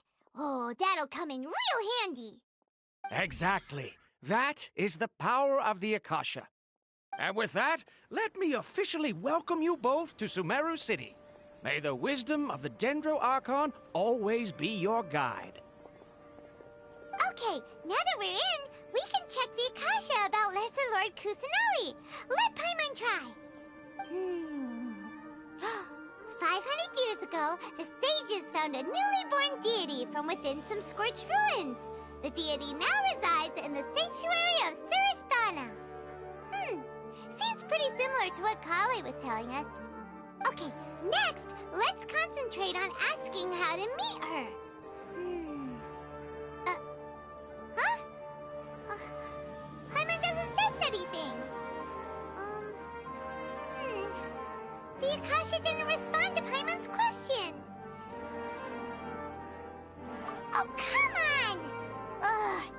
Focusing on this question feels like when you have something you're trying to remember and it's on the tip of your tongue, but you just can't think of it. Ugh. Paimon's brain is exhausted. Oh, smart idea. But what are you going to ask it?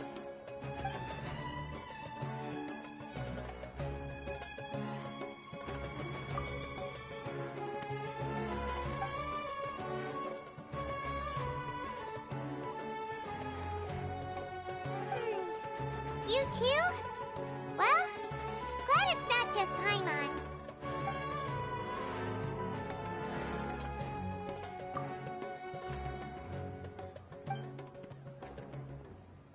Uh-oh.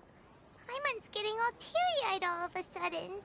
It feels like the people of Sumeru really missed their Archon.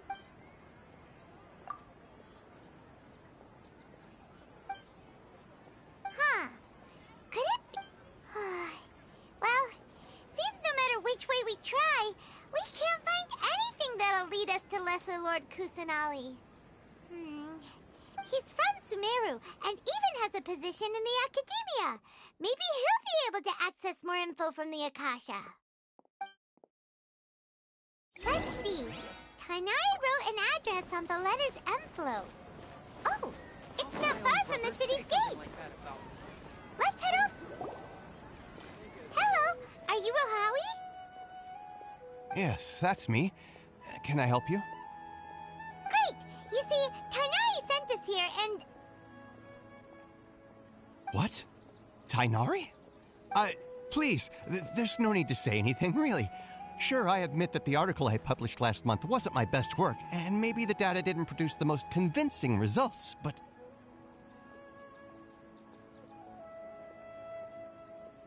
Here! This is a letter from Tainari! Oh, let me see... Ah!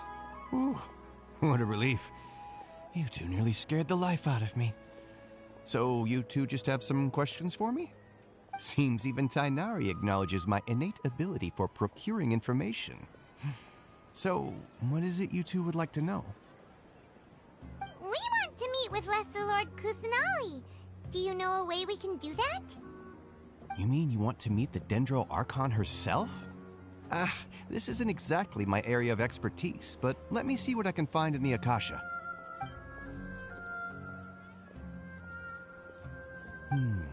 Sorry, the Akasha didn't respond to my query. What? You too? But what about your abilities for getting information and all that? Paimon was sure you'd be able to access more info than we did. Well, as I said, this isn't my area of expertise.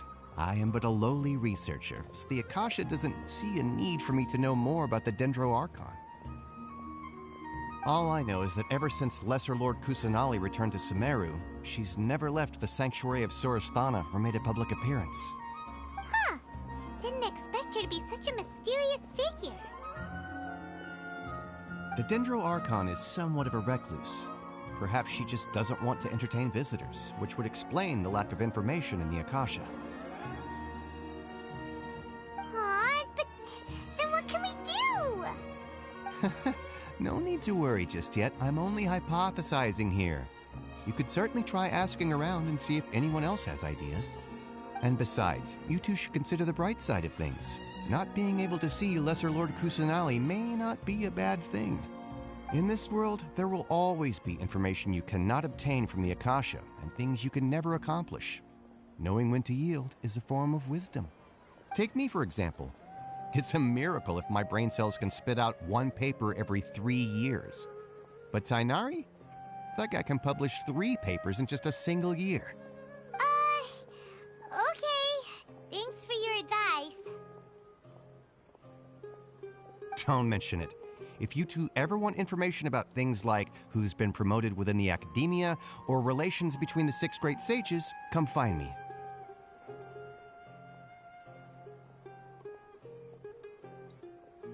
Hey, come on. This is a survival skill at the Academia. Oh, Paimon's expectations were pretty low, but this is so low, it's like digging holes in the dirt. So what do we do now? Even if we want to talk to someone, we don't know anybody here.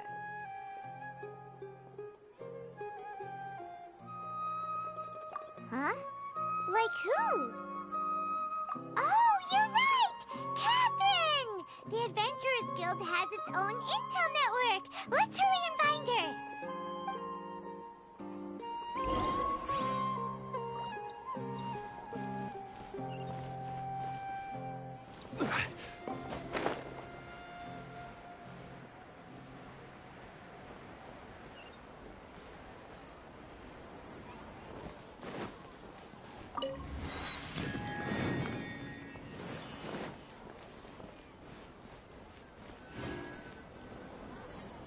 Ad Astra Abyssosk. Hello, Traveler and Paimon. Catherine, we need your help with something. Understood. The Adventurers Guild is always ready to serve you. With what do you require assistance? We want to meet with Lesser Lord Kusanali. Do you know a way we can do that? You two wish to meet with Sumeru's Archon. Understood. Please wait.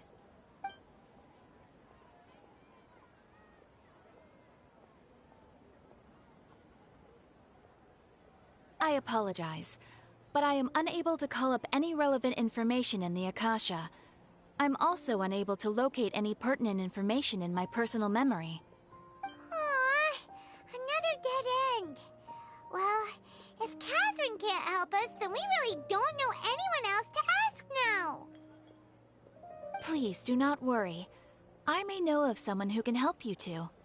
In Sumeru, the Adventurers Guild does not serve as the vanguard of information. Rather, there are numerous active mercenary groups collectively known as the Eremites. They take on various contracts and work all across Sumeru, so they naturally accrue intelligence. An Eremite brigade called the Corps of 30 is in charge of Sumeru City's defenses. Not only are they the oldest brigade, but they are responsible for managing and coordinating the affairs of all other mercenary brigades. Corps of 30? What a weird name. Supposedly, they are named as such because their ranks numbered 30 at their inception. Asfand, an advisor with the Corps of 30, maintains good relations with the Adventurers Guild. Though he's already retired, he and his words carry great weight within mercenary circles. If you'd like to get in contact with him, you can find him at the Corps of 30's headquarters, the Citadel of Rexar. You're welcome. I wish you two the best of luck. We look forward to your exploits in Sumeru. All right, off to the Citadel of Rexar we go!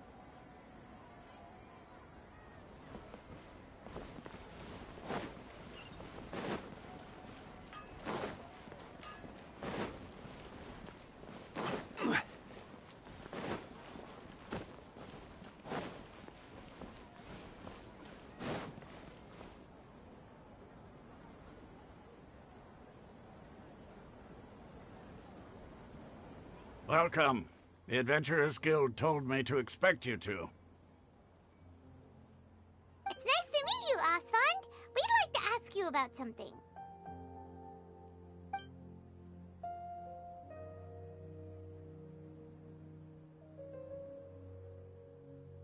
I see. So, Catherine's the one who sent you this way. Ha! It's true that the Eremites' network is vast, but even I can't help you meet the Dendro Archon. Wait, seriously? That's it? Afraid so. The Eremites aren't terribly religious, so we don't know much about divinities. As far as the Akasha goes, we can access even less than you. We originally came from the desert. The gods there died off long ago. Since those days, we've used our own two hands to carve out a living. We don't beg gods for their aid. It isn't just us, though. If you ask me, I think most in Sumeru aren't interested in Lesser Lord Kusanali. Oh? Why's that? Just take the Academia, for example. They're the ones who truly rule Sumeru. Although they believe in gods, most of them only care for the late Greater Lord Rugadavada. In their eyes, she was the one who founded Sumeru and gifted us with the Akasha. Lesser Lord Kusanali just happened to inherit her legacy. Because of the Academia's influence, most citizens are more familiar with Greater Lord Rugadavada and hold her in greater esteem. Not to mention that Lesser Lord Kusanali never makes an appearance, and the Academia never announces anything about her. As far as the people of Sumeru are concerned, she's just a god that exists. And that's all. Really? Aw. After hearing all of that, Paimon sort of feels bad for Lesser Lord Kusanali. Ha! But who knows? We're all just guessing when it comes down to it. Besides, I'm sure the God of Wisdom doesn't worry about her reputation among people like us. All right. Well, thanks for the info, Osfond. No problem. Always happy to help out the Adventurers Guild.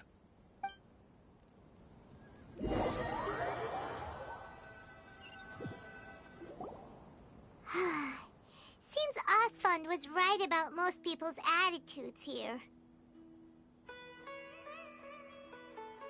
Not only are they not interested in the Dendro Archon, they even say stuff like, if the Akasha doesn't think I should know, then I don't need to know about it.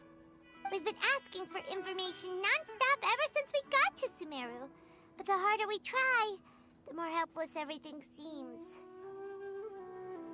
Isn't there at least one person in this entire city who cares about Lesser Lord Kusanali? Oh, you two are interested in Lesser Lord Kusanali? Huh? Who are you? From the sound of it, you two are Outlanders who recently arrived here. You've been asking around for information on Lesser Lord Kusanali, right? Oh, I'm sorry. I forgot to introduce myself. I'm Dunyarzad, one of Lesser Lord Kusanali's faithful followers. Whoa, really? Then do you know how we can meet with her? I'm afraid I can't help you with that. But your conversation earlier did happen to remind me of a legend about the Dendro Archon. Sure. It goes like this. Long, long ago, there was a man who heard a prophecy. It predicted that a great calamity was about to befall him. Panicked by what he heard, the man sought out the Dendro Archon in hopes that she would bless him with the wisdom to help him escape his predicament. The man journeyed across deserts and through rainforests and experienced tribulations of every kind. However, he still couldn't find any trace of the Dendro Archon. In despair, he thought, alas, the Archon has abandoned me. He then had no choice but to sorrowfully resign to his fate. Okay, and then what happened? And then, the calamity came.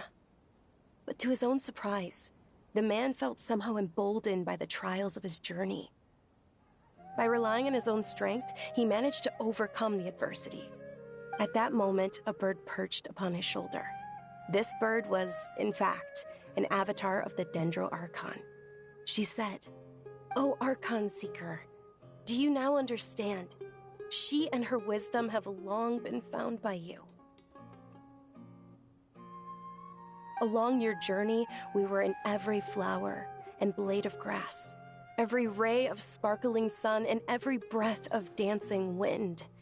So long as you continue to think and ponder, we'll be wherever you go." Yeah, thanks for the story! Paimon feels all warm and fuzzy inside after that. In a way, it seems like this story is also one of the Dendro Archon's avatars. Dunyarzad, since you worship Lesser Lord Kusanali, can you tell us anything else about her? Of course. So did you two know that, I'm terribly sorry, but it seems something's come up now. Let's chat another day.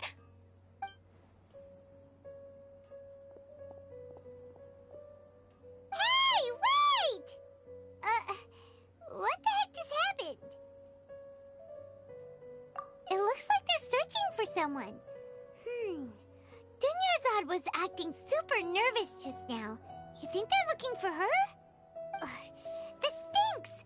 We finally managed to find a lead about Lesser Lord Kusanali! We can't let them get in the way now. Let's see if we can get rid of them. Then we can catch up with Dunyarzad. Hey, have you two seen a brown-haired girl wearing a purple top and a long blue dress? We're looking for her. Did she have bandages wrapped around her wrists? Yes, that's her. Did you see which direction she went? Yeah, she went that way. Quick, after her!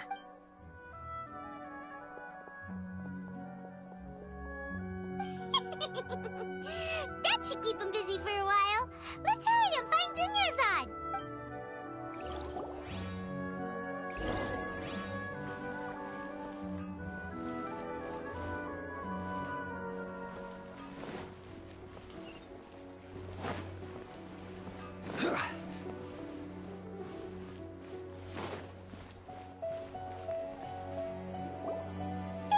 Dunyarzad, we thought you might have been long gone by now.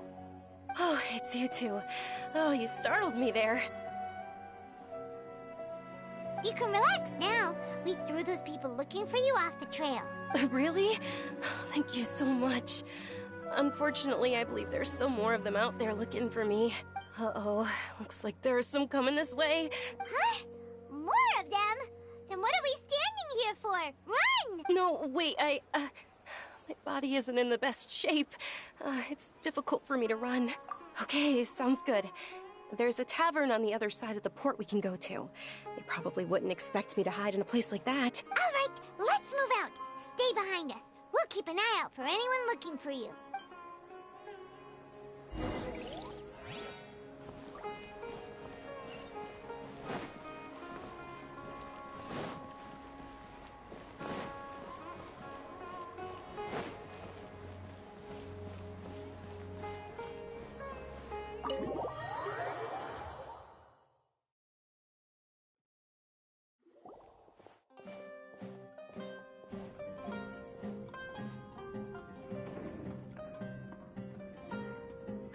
We made it.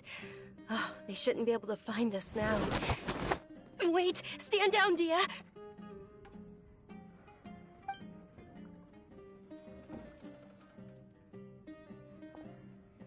My lady, who are these two? They're travelers that I met on the street just a moment ago. They happened to notice that you were all searching for me, so they helped me hide. I see. In that case, you two should scram. There's nothing here for you. Wait a sec! Who the heck are you? And why are you shooing us away? I'm Miss Dunyarzad's bodyguard, here to see that she returns home safe and sound. My lady, let's get going. You've been gone for so long that your parents are worrying themselves sick. And if I refuse to go with you? It'd be easier for the both of us if you cooperated. But if you insist on not going, then I'll have to carry you like a sack of potatoes. Hey! Dunyarzad already said she doesn't want to go back. Why are you still pushing her? Stay out of this. You don't understand the situation. Sorry, my lady. Even though I'm your bodyguard, your parents are my employers. I have to answer to them. How much? Wait, what? How much more do I have to pay you to become your employer? So you never listen to my parents ever again. Double? A triple? Give me some time and I'll get that much. My lady, this isn't about Mora. I don't know what you think of us Eremites, but let me say this. I like Mora, but I'll never go against my principles. That's why I'm here looking for you. Sure, it's an order from my employer, but my conscience was also telling me it's the right thing to do. And knowing your health, carelessly running around like this is gonna hurt ya. For the sake of those who love you, don't be stubborn. No, you're wrong. I'm aware of my limits, and I know what I'm doing. Honestly, the only people being stubborn right now are my parents. And I know perfectly well that it makes no difference if I'm at home or not. They still won't accept reality. And every time I bring this up, they just change the subject. Dia, you've been living with us a long time already. This should be old news to you. Dia, I know it hasn't been easy for Mother and Father, and I'm grateful for everything they've done for me. But there's someone else in this world I'm also grateful to. Because she saved me. The love I have for her is the same I have for my parents. This is my life and my last chance. So I want to do something meaningful. My lady, are you sure what you're doing now is meaningful? Yes, I'm sure. At least, it is to me.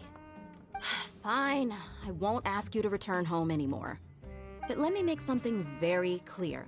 I'm only doing this because I respect your determination, not because I agree with you. Thank you, Dia. Sorry for being so rude just now. My nerves were acting up. And I even brought up your payment in such an offensive way. Don't worry about it, my lady. I did say that I like Mora. Besides, that's our next topic of conversation.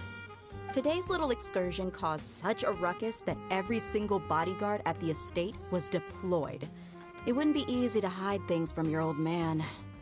Since this definitely won't be your last escapade, here's a little tip. You should at least make it look like your room and things are still in order when you leave. Also, you'll need someone to cover you for when you're out and about.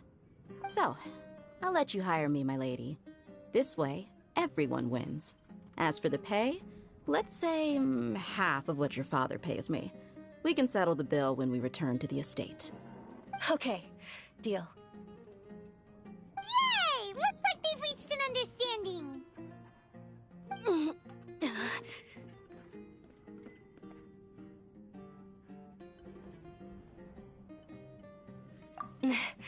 I'm fine, really. I just feel a little tired now that things have calmed down. My lady, stop trying to look tough. We're already in a tavern, so let's rest up and grab some grub. I'm sorry for worrying you two. If you don't mind, I'd like for you to join us. Sure! After you rest up, we want to hear more about Lesser Lord Kusanali.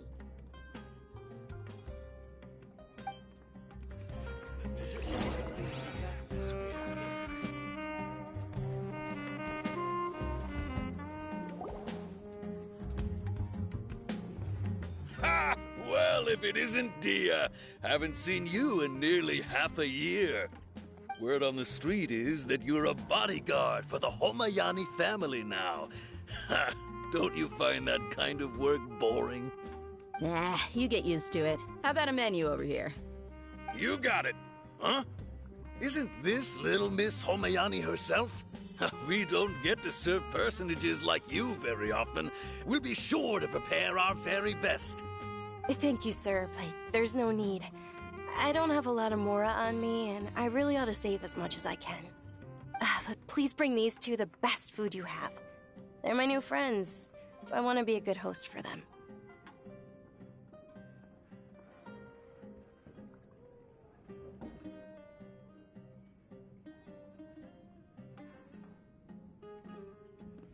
Wait, we're paying for ourselves now? Aw, Paimon kinda wanted to try something fancy, but we aren't exactly loaded. Guess Paimon will settle for something ordinary. How about our coconut charcoal cakes? They're our signature snack, and they run cheap. Look, other customers over there are eating some now. They look kind of burnt and dry. Paimon will pass. Hey, come on! Paimon has personal preferences too, you know. Dunyarzad, we asked a lot of people when we first arrived, and almost nobody was interested in Lesser Lord Kusanali. So, what made you want to follow her? Well, remember when you asked me if I knew how to meet the Dendro Archon? Even though I don't know how, I think I've actually seen her before. Huh? Really? Yes, it was when I was a child. At the time, my illness had kept me bedridden for the better part of a year. I was stuck inside and couldn't make any friends, and my parents did their best to find treatments for me. But even then, the Akasha didn't have any helpful information. My younger self no longer had any hopes or dreams. One flare-up was so bad that I was in a semi-conscious state for several days. Then one night, I woke up alone in my room. I was terrified. My body was paralyzed. Even if I cried, there was no sound. At that moment, an ethereal voice spoke in my mind. Dunyarzad, don't be scared. You don't have to cry. Dunyarzad, don't be scared. You don't have to cry. Who are you? How do you know my name? How do I explain this? You might not be able to understand, but actually, I know everything about you. Really? Of course. I know that you're scared of thunder, that you hate taking medicine every morning, and that you love counting the petals on your mom's skirt. Wow, you really do know everything. Dunyarzad, is there anything you want? Want? Not really. I can't go anywhere or do anything. Huh? But aren't you a child? All children have wishes. Tell me what you want, and maybe I can make it happen. But can you make my illness go away? Oh. I'm sorry.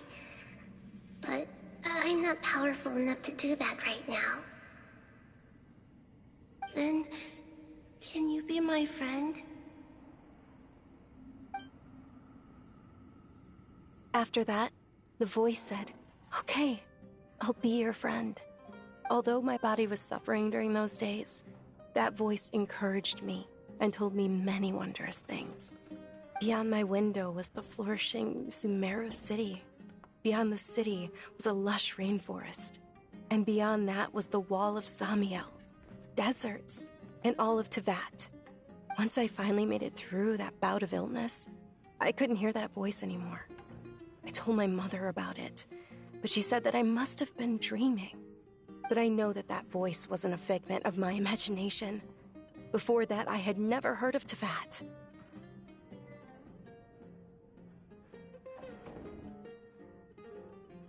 Yes, for sure.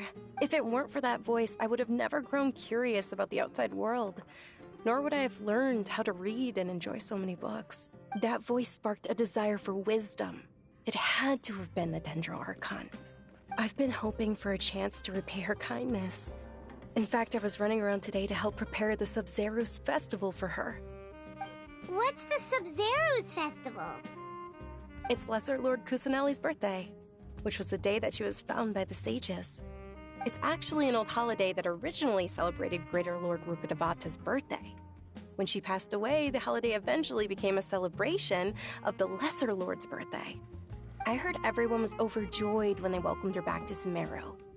In those days, the festival was a huge deal. But because of the Academia's influence, people have gradually lost interest in the festival. The Academia actively participates in Sumeru's many holidays dedicated to Greater Lord Rukkhadevata. But when it comes to the Sub-Zerus festival, forget any funding. They practically act like it doesn't exist. Maybe they see Lesser Lord Kusanali's birth as confirmation of Greater Lord Rukkhadevata's death, so they're reluctant to celebrate it. Aww, but that's awful. It is. It's absolutely terrible. Sure, the Greater Lord founded Sumeru, but hasn't Lesser Lord Kusanali been the one quietly protecting us for the past few hundred years?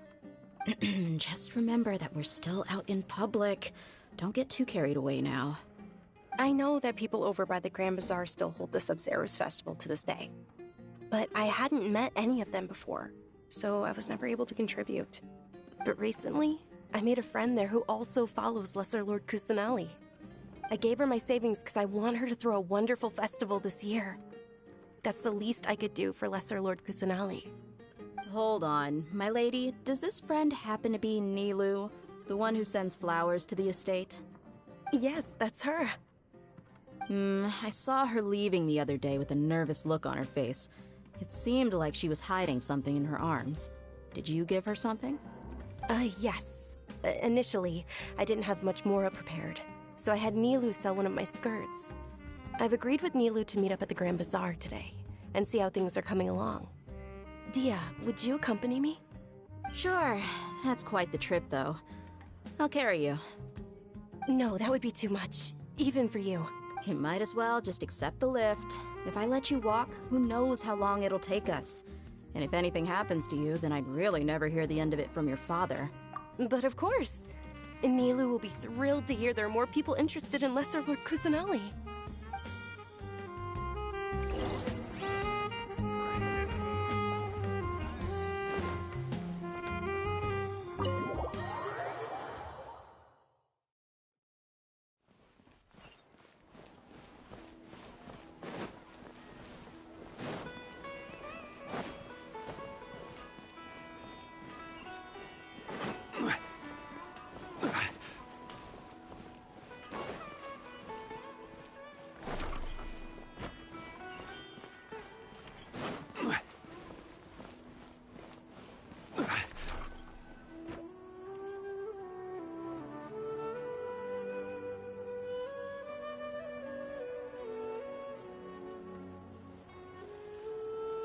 Sorry I'm late, Nilu.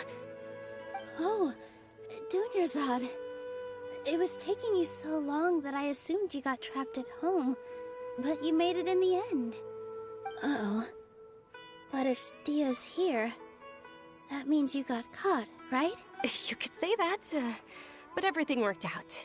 She's on our side now. Not completely. Oh, and who are these two? Oh, meet the Traveler and Paimon, my two newest friends. They're visitors who just arrived at Sumeru City and are looking for information on Lesser Lord Kusanali.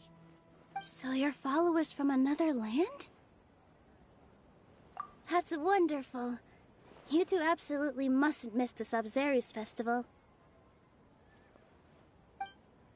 By the way, Dunyarzad, we've already started decorating the Grand Bazaar. It looks spectacular, thanks to your generous contribution.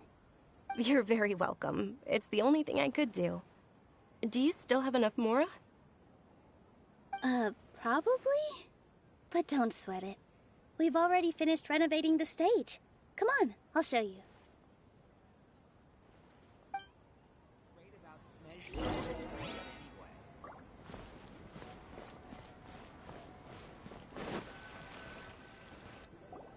Wow! This place is amazing! Not bad. Last time I was here, the stairs were full of holes. The stairs were nothing. A little while ago, we discovered that the tree above the stage had a huge chunk of bark ready to fall off. Mr. Zubair was worried sick. We reported it to the academia many times, but they never sent anyone to deal with it. We didn't want anything bad happening, so we were going to cancel all the stage performances. Oh, probably because it was the theater asking. The academia looks down on performers like us. They probably think it would be best if the theater closed down completely. We can't let that happen, though. Not only would everyone involved in the theater go hungry, but then we wouldn't be able to hold the Sabzeruz festival anymore. Thank the Dendra Archon for Dunyarzad. With the Mora she gave us, we hired someone to patch up the tree, and we also gave the stage a much-needed makeover. The stage is going to be even prettier when it's festival time. I can't wait for you to see it. And I can't wait to see you on the stage. You've been practicing so long already. It's almost time for your dream to become reality. It's our dream. I'll do my best for the two of us. Nilu, what are you gonna be doing at the festival? She'll be dancing the dance of Sabzeruz, the most important performance at the Sabzeruz festival. Dunyarzad, have you told him the origin of this holiday? I only told them about the Greater Lord and Lesser Lord so far. Okay, then I'll tell you two about how this holiday came to be. According to legend, The Sabzeruz festival was originally the Goddess of Flowers' birthday celebration for the Greater Lord. A long, long time ago, on one of Greater Lord Rukkhadevata's birthdays, her friends threw her a celebratory banquet. Some of the gods got drunk. One started playing music, and the Greater Lord started singing, so the Goddess of Flowers began to dance.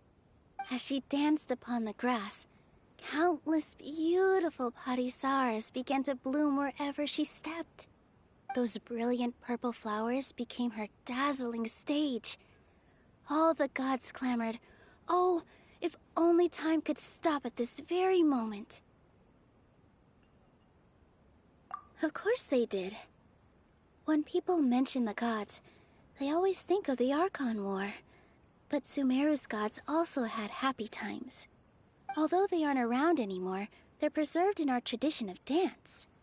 This outfit I'm wearing is apparently based on how the Goddess of Flowers looked.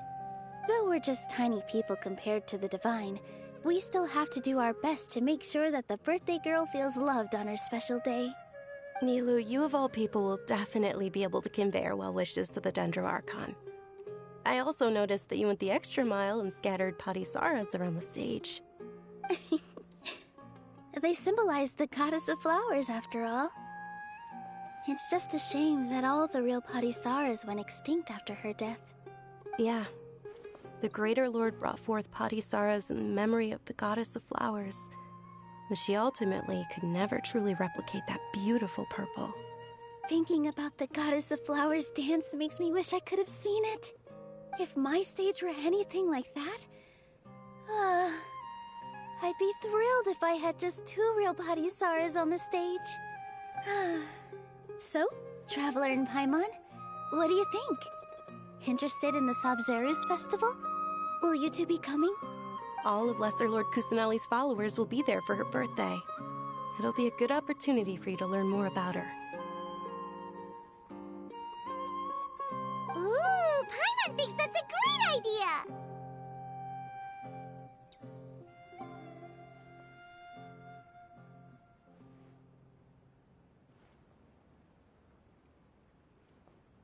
Hey, come on! There's nothing wrong with enjoying a festival. Besides, it's Lesser Lord Kusanali's birthday. She'll be happy to have more people who are celebrating it. So how about we all attend the Sabzeruz festival together?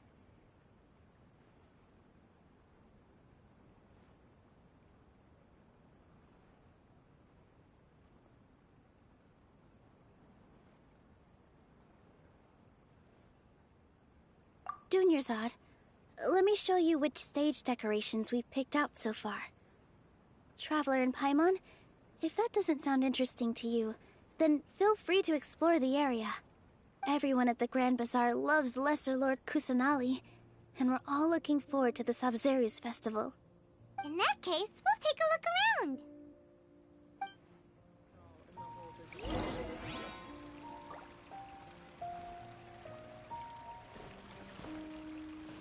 Huh.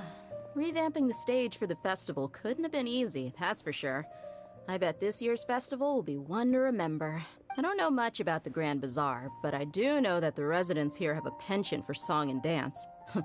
2 things that the Academia doesn't particularly approve of. Oh, and the perfume sold around here is a lot better than what you'll find elsewhere.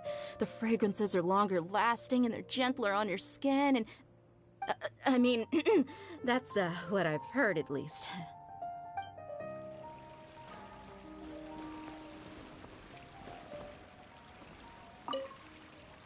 Things are really shaping up, and there's a buzz around the festival this year. We're expecting people from all over to come by this year and buy things during the festivities. Don't be fooled into thinking that Sumeru City has the best of everything. Some festival snacks are only offered here in the Grand Bazaar.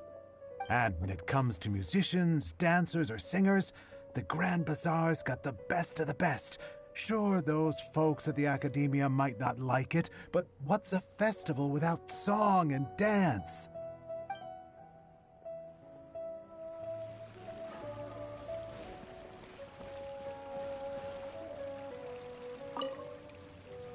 Whoa! What's with your yellow hair? And why do your clothes look so funny? Are you an outlander? Did you know that the Sabzeruz Festival is about to happen? There'll be loads of fun things to do at the festival. But the best part is when Ferris, the Knight of Flowers, passes out candy to everyone.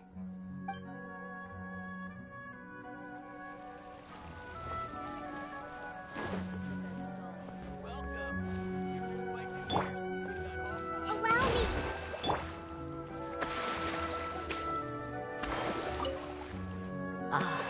Dancing at this as a child. I even asked my grandmother why we performed the dance for the Lesser Lord when it was originally done to honor the Greater Lord. My grandmother said that Greater Lord Rukkhadevata is a beloved deity and honored by all. And Lesser Lord Kusanali is too. If the Goddess of Flowers ever knew Lesser Lord Kusanali, then she would certainly have wished to be her friend and hold celebrations for her too. The Sabzeruz festival has been losing its appeal over the years. That is, until a wealthy benefactor stepped in this year and brought the festival back to life. I heard she forked out a lot of mora to make it all happen.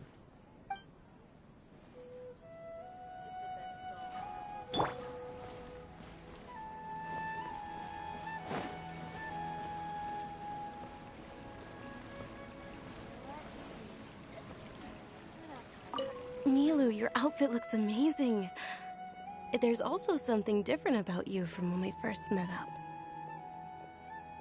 I thought I'd add a little extra pizzazz to my dress for the festival. See? Wow, did you sew all that yourself? Uh-huh. Sewing is a fundamental skill for everyone in the theater company because we make all our own costumes.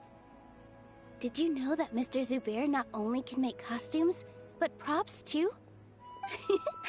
I've noticed that you can't keep your eyes off that crown over there. Would you like to try it on? May I? Of course.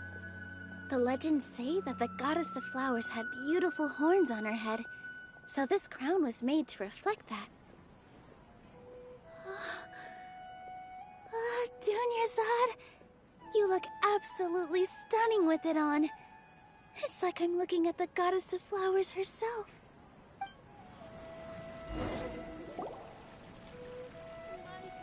Hey! Is that who Paimon thinks it is? It looks like Catherine.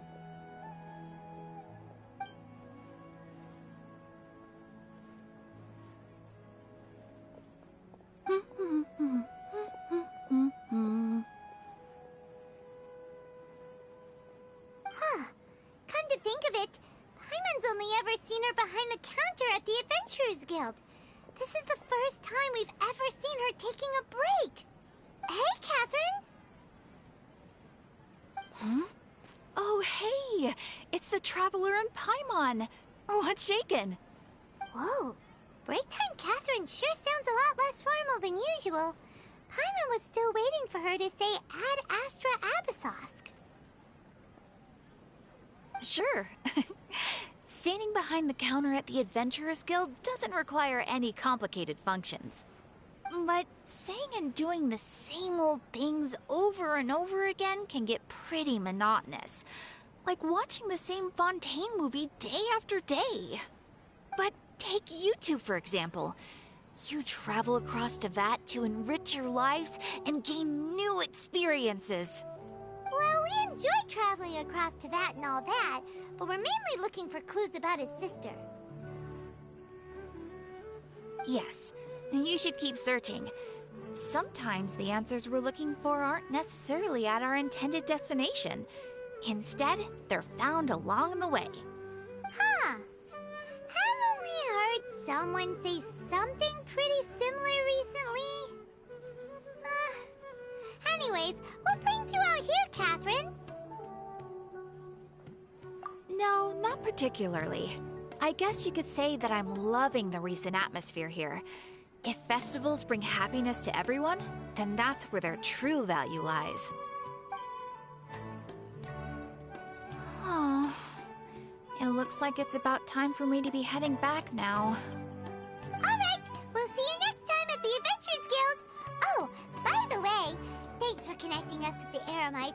We've already made some great friends in Sumeru City thanks to you. I'm sure you two will get along well with the people here. You've already been blessed by the element of Dendro after all. See you around.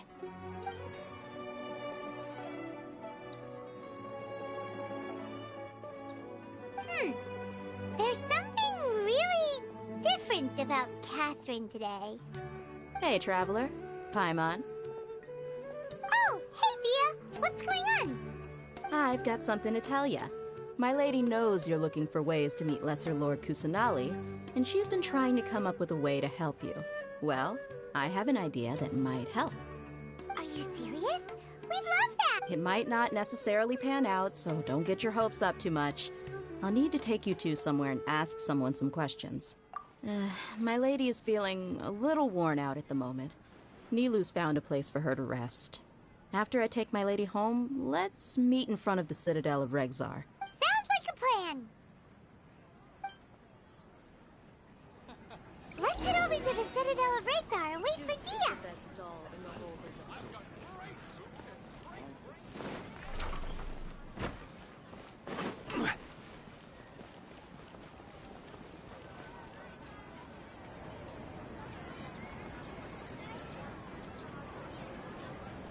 Sorry, I'm late. It took some convincing for the Master and Mistress to believe that Miss Dunyarzad was only sitting in the port for a while because she was in a bad mood. Anyway, I guess I should be thanking you. I haven't seen Miss Dunyarzad that happy in a long time. If it wasn't for you two, she probably would have been caught and dragged back much earlier. You sure sound a whole lot nicer than when we first met, Dia. Who would have thought you had such a soft spot for Dunyarzad? It's called being a professional. I'm a bodyguard, and I work for whoever's paying. Look, Dia's blushing. Listen, you two. I don't expect to be working for Miss Dunyarzad very long, but I hope to finish things on a positive note if possible. Let's cut the chit-chat and head into the Citadel. We'll see if the person I know has a way for you two to meet with the Lesser Lord.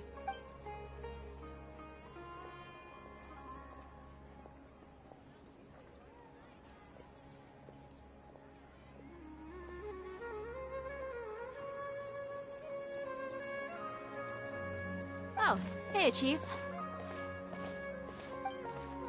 Ha, Dia! What are you doing here? And well, didn't expect to see you three together. I take it you all know each other already? Mm-hmm. We met this morning after the Adventurers Guild pointed us to Ozfon for more info. No kidding. Huh. So, where's Ruksha? I thought I'd help these two out by asking about the theft. Anything you can tell him? Ruksha's gone over to the Academia. The Grand Sage recently ordered Sumeru City to begin bolstering its defenses, so people from all over have been called back to the city. Since you've already mentioned the theft, I suppose I might as well tell them what we know. Appreciate it, Chief. Theft? Sorry, what the heck are you guys talking about? Just recently, the Academia lost something, and there's a chance the item is connected with the Dendro Archon. This case might just somehow help you in meeting her. I suppose that's one way to look at it. But if you ask me, the case is more than anything else. Let me fill you in. The Academia recently sent a convoy to pick up an important package from Aru village. Word got out, and the convoy was robbed on its way back. The Grand Sage took the whole matter very seriously. Not only did he dispatch the Matra, but also enlisted our help in the search for leads. All we know so far is that whatever was stolen is currently in Port Ormos. You two have heard of Port Ormos, haven't you? It's the largest commercial port in all of Sumeru. You can travel there by leaving Sumeru City and heading south along the river. The Academia's grip isn't long enough to reach all the way to Port Ormos, so the city's a little more laid back, meaning the population's also a mixed bag. You never know who you'll meet there. Apparently what was lost has a great deal to do with the Akasha, knowledge, and even the gods. I'm afraid I don't have any other details for you, though. If you're interested, maybe you could head to Port Ormos and ask around yourselves. If you want my advice, try introducing yourselves as students of the Academia once you're there.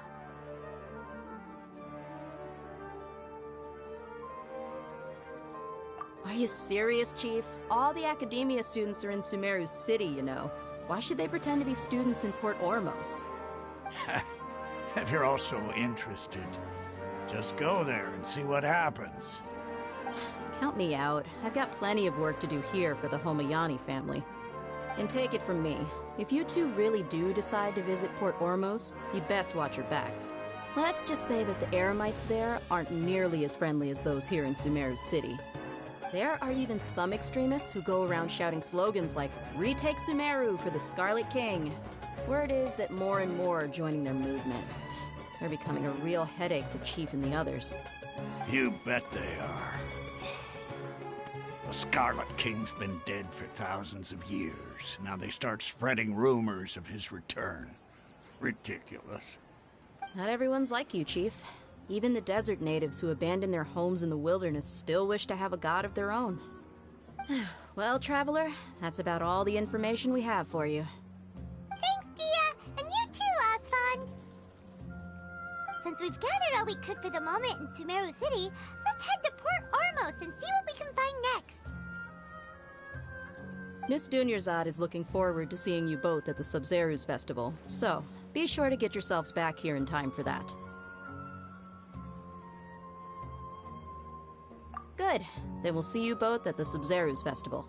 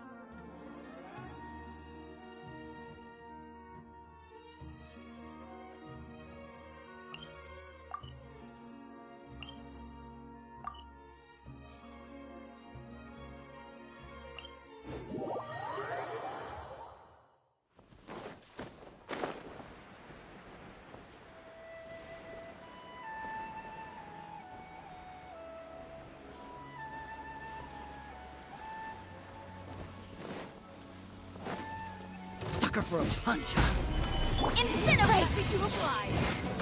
Take that! Eyes on me! This is order.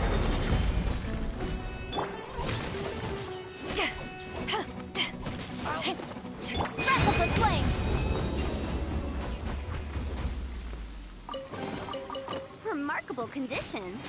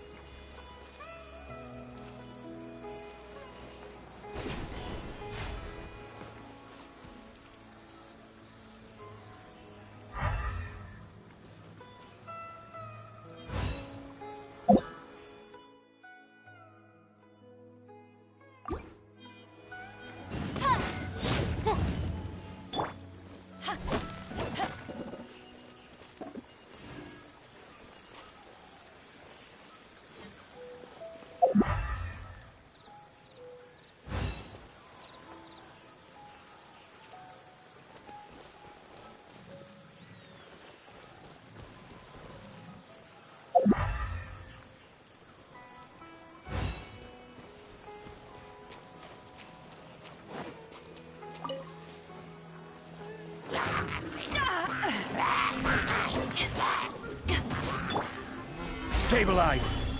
Rest and rebuild!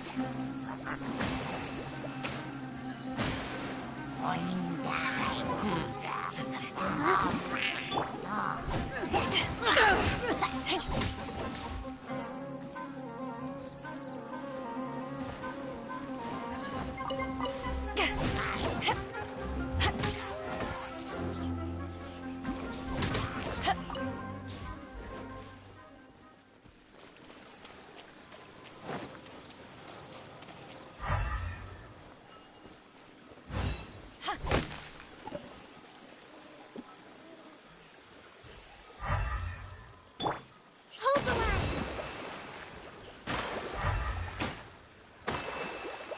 Let's move out.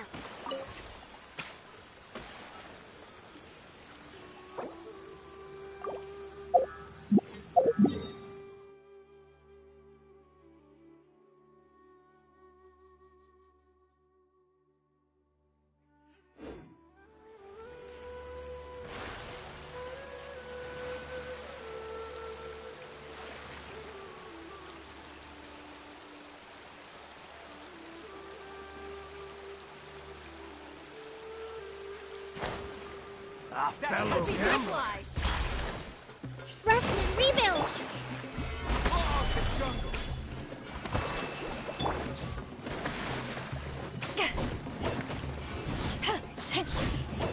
Motion to compel! Covenant of the Deep!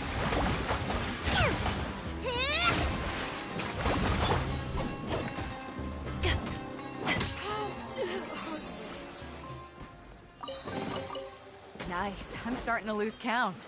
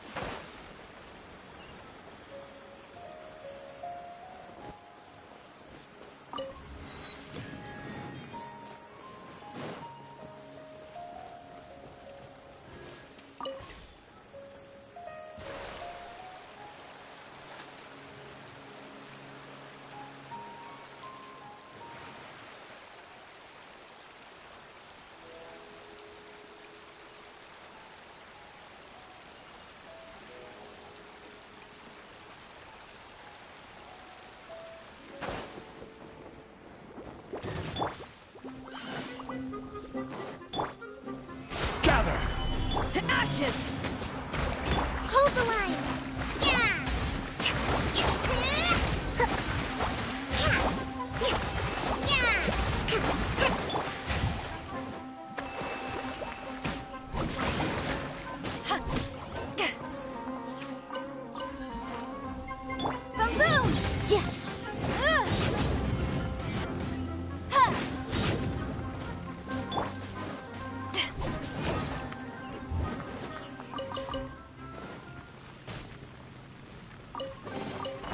The more the merrier. First round's on me!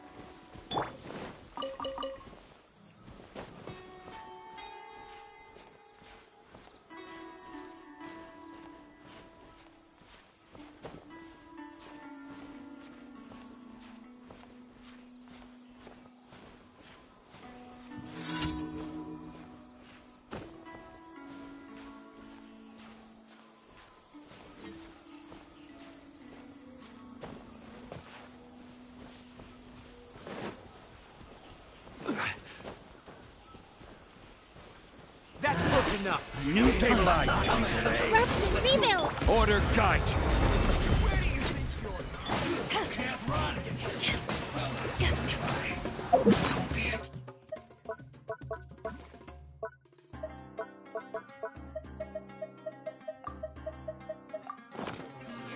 We've only just begun. Time for alignment! You can't run. Allow me!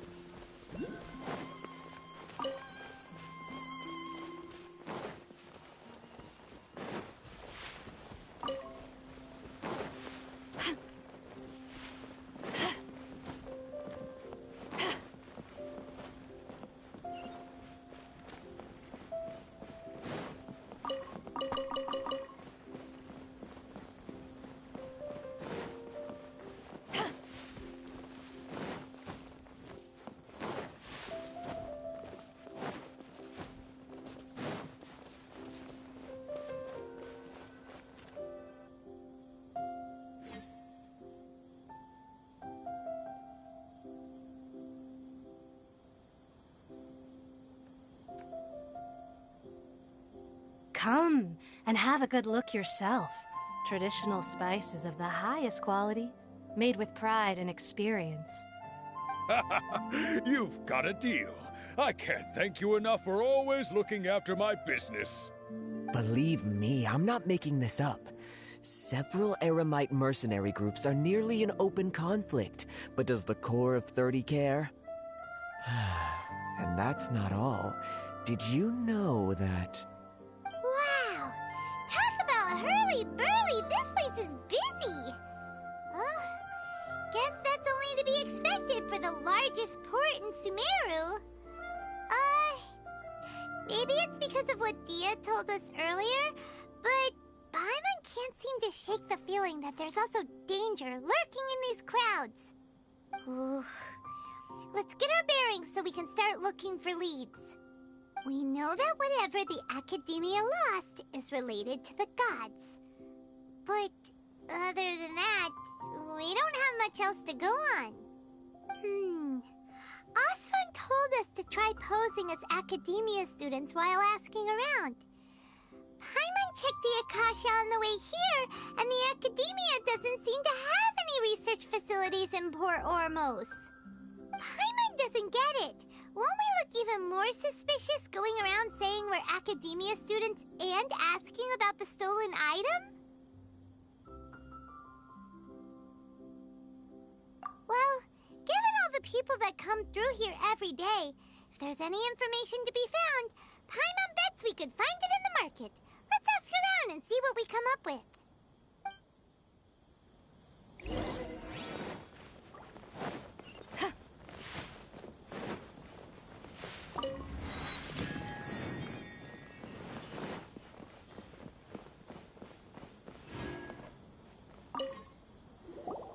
Welcome. Welcome. Hi there. We would like to ask you a question. Do students from the Academia ever come to Port Ormos? Of course. Especially around this time of year. Students from Sumeru City that are about to graduate often come to Port Ormos to cut loose a little. Many people often talk about how hard it is to get accepted into the Academia, let alone graduate. But those who finish their studies and go on to become full-time researchers at the Academia have it even harder. Sure, we may not be Sumeru City, but Port Ormos offers beautiful scenery and a stress-free environment. Some even say it's good luck to come to Port Ormos, so students and researchers come flocking here when things get to be too much at the Academia. Ah, you see over there? Those are students from the Academia. They've been looking worried and miserable ever since they got here a few days ago. If you ask me, the life of a merchant is better. So long as the Akasha teaches us what we need, then life is good. Those students seem to be discussing something. Let's see if we can listen in. That guy does nothing but smooth talk all day. It's no good. I've tried asking around, but I haven't been able to learn anything useful. Not to mention that a bunch of scary-looking Eremite mercenaries have been posted along the streets now. There's been a lot of fighting between the different Eremite factions in Port Ormos. If we choose to move on our own, then it would be wise to steer clear of them. Especially the group that's constantly shouting some stuff about the Scarlet King and some resurrection. I've even heard that the Citadel of Regzar is starting to get fed up with them. What was that group called again? Ein something or other? They're called Ein El Akhmar. Today, I heard that the thing we're after might be in their possession at the moment. Wait, come again? Don't you see? Many of the Eremites in Port Ormos deal with trading this kind of thing. They're usually pretty wary of outsiders, but not so with students of the Academia. It's because the kind of goods that students are looking for aren't the kind of goods that Eremites are after. As long as they know you're a student, then deals can be made. I've heard that Ein al-Hakmar likes to set up shop at the Jafar Tavern. Supposedly, if you're willing to part with 500,000 mora, they'll give you info on anything. Wait, did you say 500,000? If information alone costs that much, then how could we ever afford to buy what we're looking for? I guess we might as well give up on trying to graduate this way. I wouldn't worry too much. Our field of research is very niche. Who else could possibly be after that kind of shady knowledge? I bet it's practically worthless to anyone aside from us. Well, I guess that makes sense. Then the only thing left for us now is to find a way in. Why don't we all just pool our money together and pay for the information? Whoa! Did you hear that? A niche field of research and shady knowledge? It all sounds pretty suspicious to Paimon. Is knowledge something people just buy and sell like that?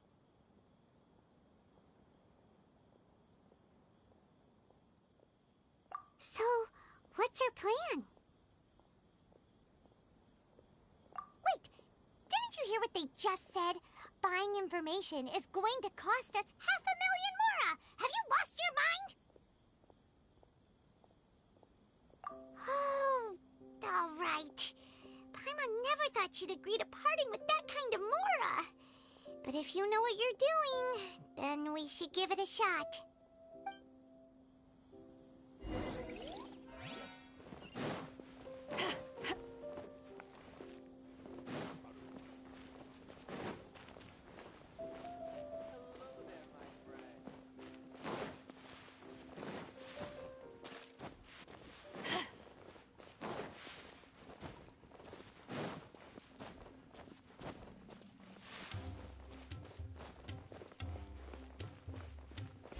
place we heard those students talking about. Let's find it. Oh, you've arrived. Please, take a seat. So, they think that they can go toe-to-toe with the boss? Ha! Once we reclaim the power of the Scarlet King, they'll be the first that the boss punishes. They're nothing to be afraid of. Our main rival now is the Caracal Battalion. They've also amassed a significant amount of Mora this time, so we mustn't underestimate them. How can the Caracal Battalion compete with the boss when they're nothing but a bunch of money-grubbing opportunists out for a quick Mora? Yeah, with Boss's fervent devotion, he'll be able to use this power to bring our god back this time. Huh. All these guys talk about is the Scarlet King, so they're probably the ones we're looking for. Greater Lord Ruka Devata. That traitor and her followers must not be spared. The day will come when the Scarlet King exacts vengeance on Sumeru, and all of them shall be punished. Yeah, Paimon was wondering what they meant too. We should ask about that if we get the chance later. How can there be Kairaki?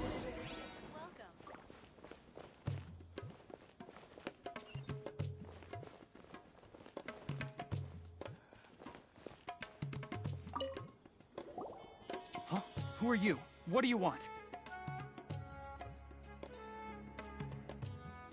Travel? Now's probably not the time to talk about that. Didn't the students say Eremites are wary of outsiders? A student? Huh. What's a student from Sumeru City doing in Port Ormos? Ah, well, if it's info you want, you've come to the right place. The question is, can you afford it?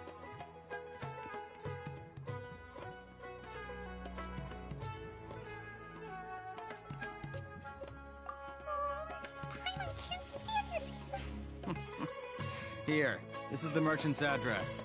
Whatever you're looking for, you'll find it there. Hmm? Well, what are you waiting for? Oh, that's right! We heard you mention the Scarlet King just now. We're actually interested to know more because we're, archaeology students! Fine. Since you've already handed over the Mora, I guess I can throw in a little extra info. As you can see, members of Ain al-Ahmar are devout believers of the Scarlet King. Years ago, the Scarlet King founded the great desert nation that was our homeland. It was an advanced civilization, far beyond anything you'll see in present-day Sumeru. The Scarlet King was the rightful god of wisdom, but he was betrayed by a companion he trusted. She even stripped him of his title, God of Wisdom. So, you mean the traitor was... Greater Lord Ruka Devata, yes. That shameless wretch destroyed the Scarlet King's civilization, and our ancestors were forced to flee to this land where we were made to suffer the tyranny of our enemies. Furthermore, she conspired with the Academia to cover up the truth of her actions, and create the merciful and benevolent facade for which she is now known. Ugh, just thinking about it sickens me. But the story doesn't end there, oh no. The Scarlet King isn't truly dead. The voice of the Oracle has been heard in the desert, prophesying his resurrection. Mark my words, our god shall return. And when that day comes, all followers of the traitor and all the desert dwellers who have forgotten their true god will suffer retribution together. If what I'm saying makes you shiver with fear, it might not be too late for you to become a believer of the Scarlet King.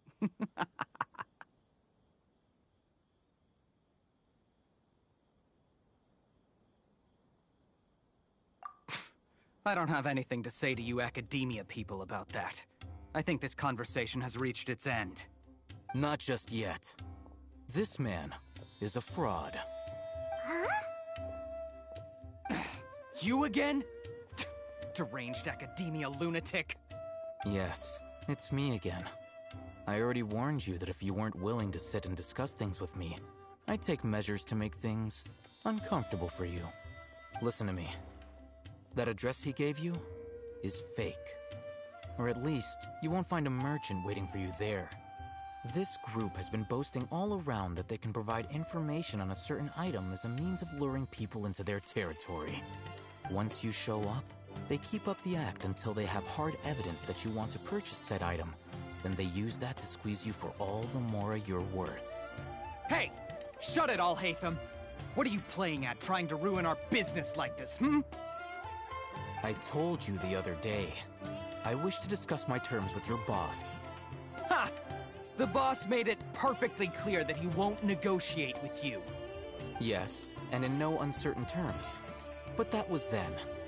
It does not preclude him from changing his mind in the future. I'm warning you. Don't push us, or this could get ugly. We don't usually get rough with people from the Academia because it just complicates things. For a lunatic like you, though, we might just have to make an exception. If you're suggesting that we escalate this from a verbal exchange to a physical one, I accept. After all, even the Archons used war to negotiate the ownership of Teyvat. If, on the other hand, we can't agree on any means of negotiation at all, then I'm afraid my next course of action will sting a little more than the mere following through of a few business deals. I will jeopardize the Eremite's reputation, which I know you value above all else. I am quite confident that if I began to take such action, your boss would willingly approach me himself. However, I fear that by then, some things will have happened that cannot be undone. Also, a word of advice. I suggest you tell your boss exactly what happened here today. Otherwise, he might blame you for not telling him in the future. What did you say? Consider this. Have I ever failed to follow through on my word in the past? This guy is really out of his mind. Okay then. If you really have a death wish, let's meet a week from today. The pier in front of the Pharos Lighthouse, 4 o'clock in the afternoon, sharp. Don't expect us to hold back. Not so fast. First, you return the 500,000 mora to them.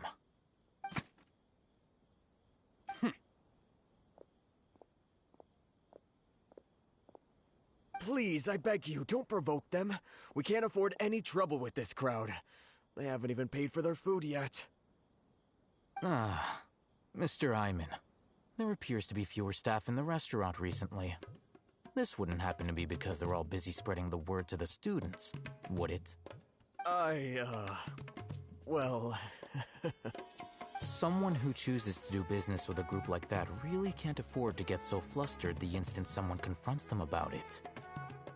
Consider the meal compensation for our silence. I'd say you're getting an excellent deal. Whoa, did you see that? He not only got us our Mora back, but sent the Emirites running too! Plus, he seems to know a lot about what's going on around here. Let's catch up with him and ask some questions! He went that way! After him!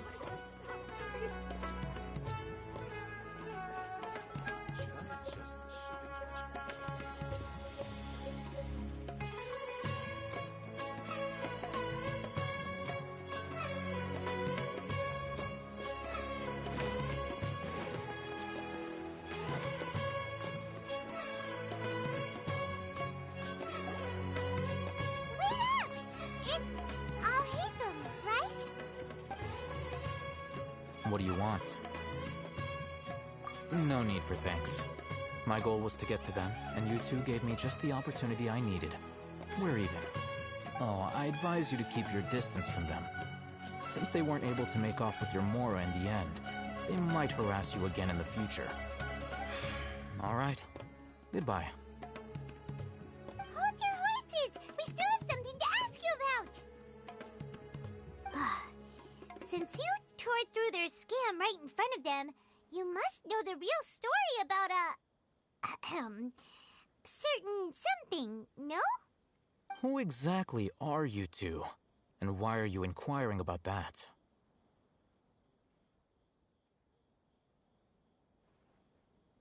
A student. Right. Look, you should know that those thugs conducting business with you had nothing to do with your lie.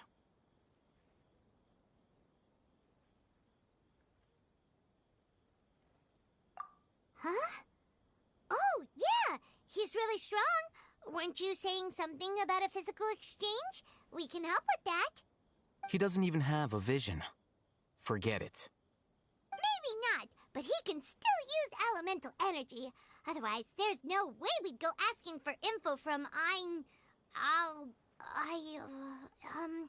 from guys like that.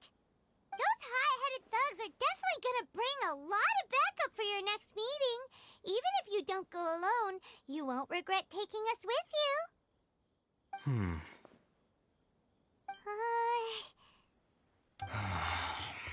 All right, I accept. Got a pen and paper? If you're searching for someone who sells that kind of merchandise, I'll give you one of their addresses, and you can try your luck. We'll reconvene at the appointed time by the pier. It doesn't matter if you show up or not. So, since you were happy to give us this merchant's information, does that mean you can tell us exactly what we're after? You were willing to part with 500,000 mora for something and you didn't even know what it was? Okay. Well, if you truly are as skilled as you claim, then you can beat the answer out of them when they become hostile. Look, if you've been making inquiries, then you have to know something by now. Tell me what you know so far, so I don't waste time repeating information. We know it's connected to the academia somehow, and that not only do the Eremites deal in it, but some students want to get a hold of it too. What else? You know almost everything there is to know, but you're unable to compile this information because you've never seen the object before. This is what you've been looking for. Huh? Paimon can't tell what it is. It looks like some kind of ornament. This is a knowledge capsule.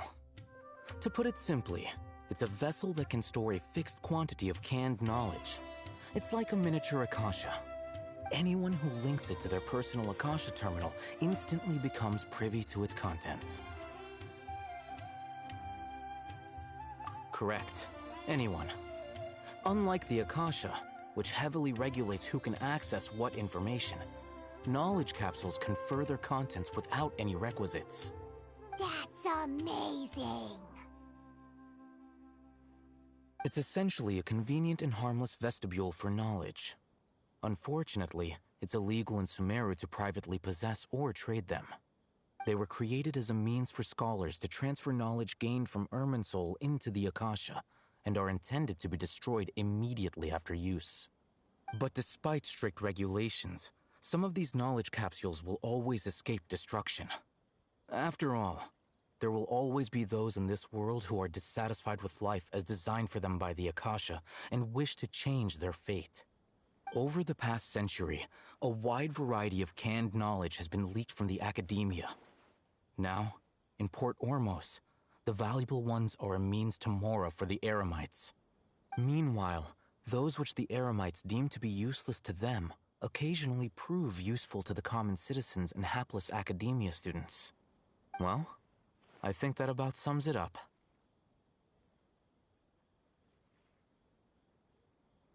Oh, so that's your true objective. With our current arrangement, I don't believe I can offer an answer.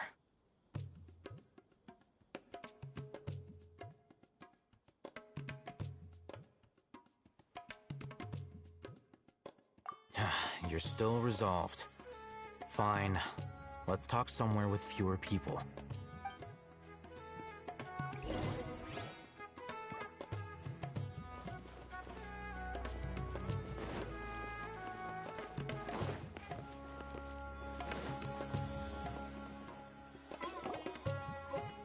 Let's continue our conversation here.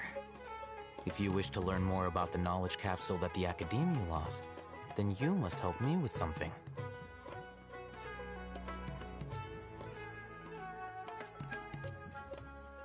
I need you to find someone named Dory, a traveling merchant.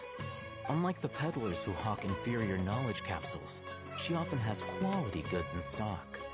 Some say that as long as there is profit to be made, there is nothing she won't dare to sell. She's guarded against people from the academia because most of her wares don't comply with academia regulations. I think she blacklisted me. I met with her informant, but it soon became clear that they had no intention of letting me get any further. Become one of Dory's customers and earn her trust. This is my condition for further collaboration. Why do you want us to meet with her? Until you complete this task, you don't have question privileges. Fine. So how do we go about doing this? You two are outlanders who haven't been here for long, so Dory should view you as safe clients. I'll give you the informant's address and their contact password. Beyond the password, though, I have no way of knowing what other tricks she might have up her sleeve. You'll have to improvise. This is kind of nerve-wracking. The true challenge begins after you meet her. She has a keen nose for Mora and a shrewd eye for wares, and she only likes customers who she deems to have good taste. I'll prepare some funds for you. Buy her highest quality wares and earn her approval. But we only just saw a knowledge capsule for the first time. We don't know how to tell which ones are good and which ones are bad. Is that something we can learn quickly? That's true. Have you two heard of elemental sight?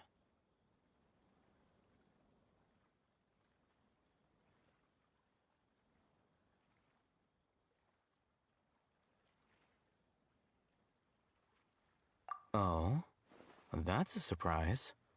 Guess I'll have to hold you in higher regard. Anyway, that ability should resolve your issue.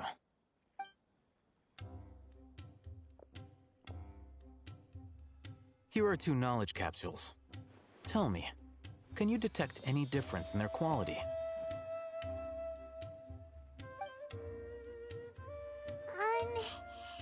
They look the same to Paimon. Try inspecting them with elemental sight. How'd it go? Did you see anything?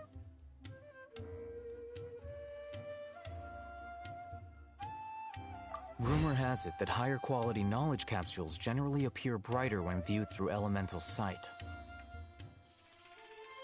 That's because knowledge originates from Irminsul, the root of Dendro power itself. The more powerful the knowledge, the richer it is in Dendro energy.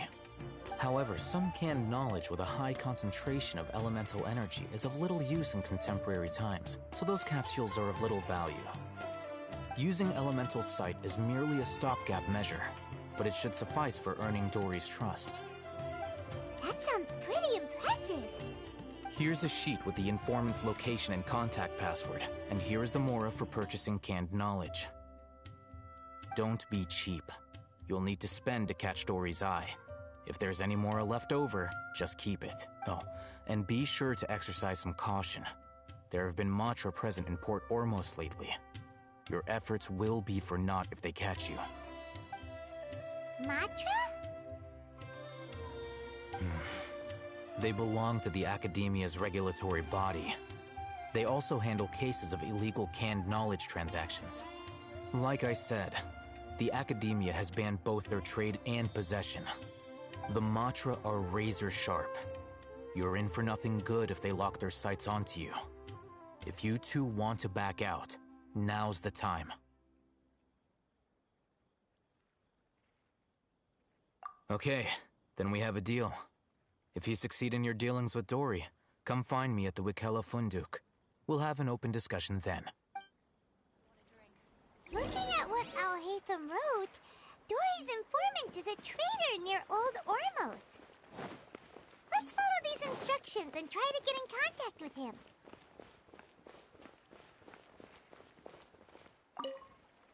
Hello. What are you two looking to buy? Wait, are you sure you're remembering that right? Paimon doesn't think it was that on the paper. What a unique palate. We have unripe horror fruits, but we usually keep them in the back. I'll have someone escort you. Following the paper got us past the first round. Ronak, these two want to buy unripe horror fruits. Show them to the warehouse. Got it. You too. Please follow me. two have a fascinating fashion sense. We haven't seen a customer wearing a Sumeru rose for quite some time. Hold on. Let me think. Sumeru rose means common merch. No, look again. We're obviously wearing morning flowers. Ah, my mistake. I do apologize. Whew. That pop quiz sure was scary. The warehouse is up ahead. Please follow me.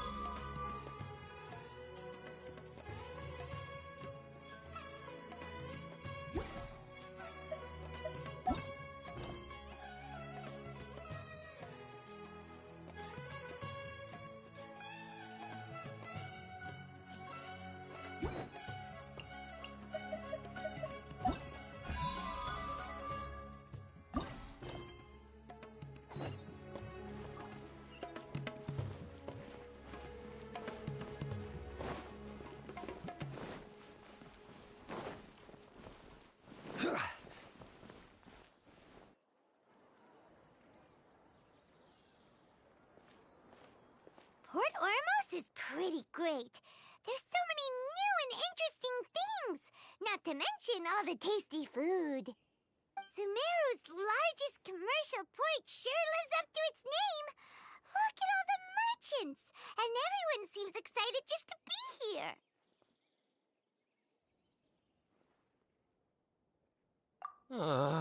How did things end up like this? All thanks to your artistic license. That's how. I should have made you wait until we got an update from Tanja. But when I finished the prototype Aranara yesterday, you agreed that the kids would like it. That's why we tried bringing it out for a test run today. Well, I never thought they'd dislike it so much. Oh, what should we do? Whoa. Yeah. Compared to everyone else, they seem really down in the dumps. Let's go find out what's going on. Oh, hey there. Paimon's name is Paimon, and he's a traveler who is just passing by. Is there something bothering you? Oh, I noticed you two a moment ago. Welcome to Akara Crafts, the best toy store in Port Ormos. At least for now. What's bothering us is this prototype Aranara. To start with, could I get your opinion on it? Prototype Aranara? You mean this wood carving here? It looks like a mushroom monster to Paimon.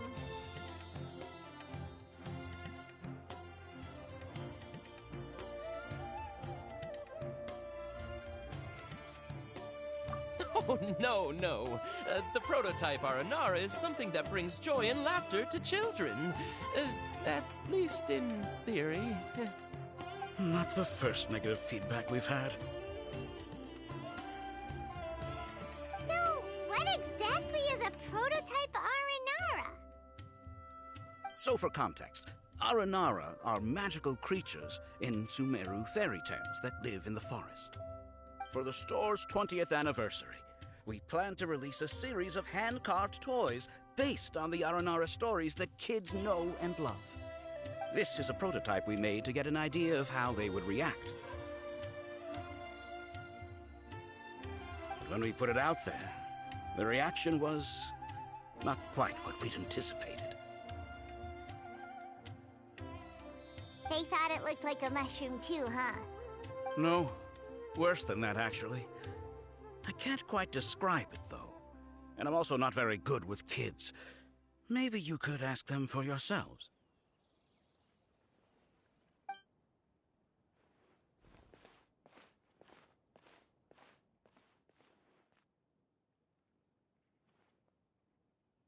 This is not an Aranara.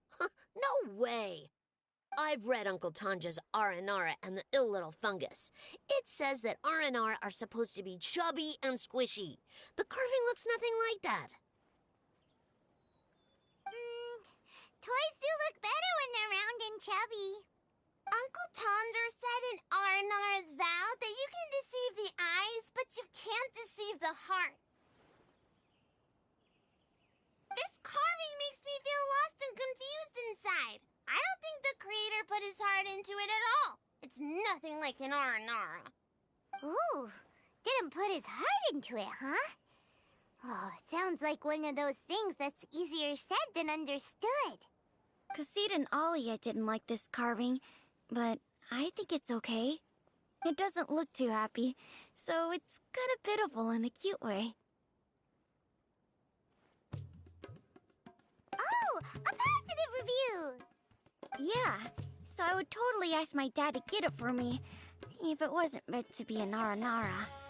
Oh, well, that took a sudden turn for the worse. We asked the children for their opinions. Oh, how did it go? Has it maybe, grown on them at all?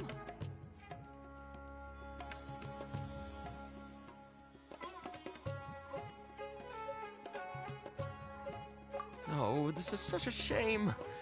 Why isn't Tanger back from Gandharvaville yet? Oh, the kids kept mentioning an Uncle Tanger, too. Who is he exactly? Uncle Tanger is a famous children's author here in Port Ormos. He wrote quite a few stories in the past, but none of them were popular among children. Just like our prototype Aranara. But around a year or so ago, he suddenly had a eureka moment or something, and suddenly the children loved every one of his stories. That's right. My little Ghaffari loves his stories too. The whole reason we decided to make these carvings was because we saw just how popular the Aranara are among children. We asked Tanja for guidance, and right after he agreed, he went off to Gandharvaville with his son to look for inspiration. They haven't returned yet. We were running out of time, so we had no choice but to carve an Aranara based on our own imaginations. As you can see, this was the result. Oh, we have to do something. Hey, since you're the famous traveler, could you do us a favor and look for Tanger in Gandharvaville, he doesn't have to come in person if he's too busy. Just ask him to write down his suggestions and bring his notes back to us, if you could. Please, if only to put a smile on the children's faces. And, of course, you'll be well compensated for doing us the favor. They seem pretty desperate. Let's help them out. To see the kids smile. And also for our reward.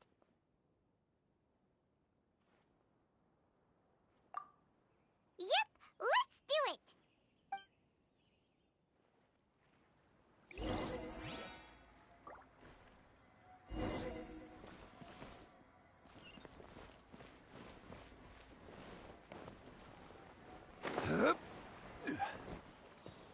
Before I retrieve your products, I need to confirm a few things.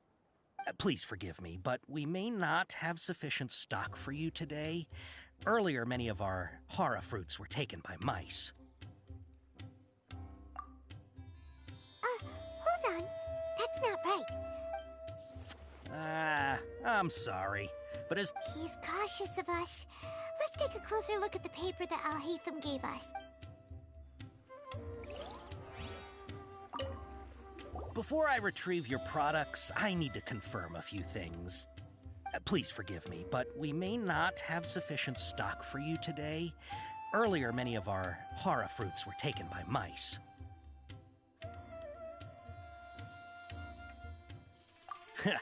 Thanks. If better goods come in, you'll be the first to know. You look like you have some skill. Why don't I pick out some fruits that'll make you dizzy? Yep, that's the right answer. But eating hara fruit that makes your head and ears ring sounds like a bad life decision. Would you like your horror fruits to be packaged in the Sumeru City or Port Ormos style?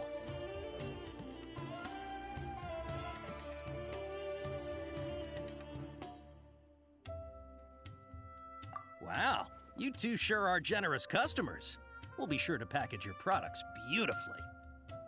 Okay, everything has been confirmed. Miss Dory is waiting for you up at...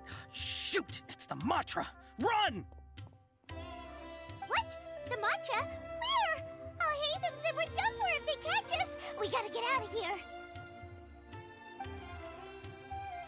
We don't know this area, so let's follow that informant.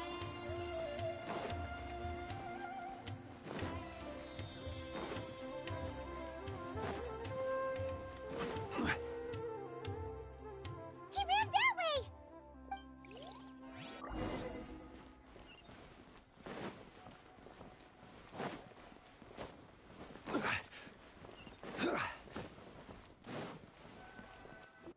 Look, he's over there!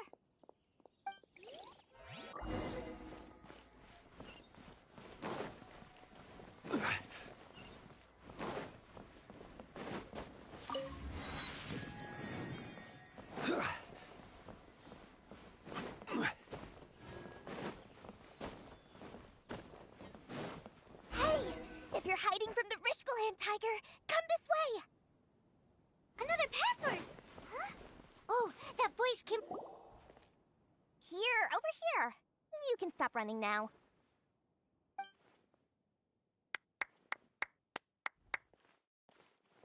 So you were the one who was calling out to us just now. But, are we definitely gonna be safe here? These two good customers wish to buy some horror fruit, Miss Dory. And if there's nothing else, I'll just excuse myself. Oh, very good. Thank you. Huh? Wait, you're Dory? Paimon sure thought you'd look a whole lot scarier. Hey, what are you trying to say, Princess Pea-Brain? I can be scary enough when I need to be, believe you me. If you don't watch what you say, then you can forget about doing any business. But it seems you two have actually done pretty well so far. Not only did you manage to find the informant, your reactions were also pretty sharp. You don't really look like criminals or anything, but I bet my Mora that you've been involved in some shady dealings, haven't you? Paimon's not sure if that's supposed to be a compliment, but we'll take it. I can't risk doing business with people who start huffing and puffing after just a few paces. No matter how much Mora they might have. Not only will they get caught by the Matra, but they'll also get us into trouble. As decent folks trying to run an honest business. We don't need any of that. Wouldn't you agree? So that's why I prefer to have customers like you. It's your first time here, but don't worry, I won't ask too many questions. Even if you wish to buy enough knowledge capsules to decorate your house with, please, knock yourself out. As long as you have lots of round, shiny Mora, then we're all good.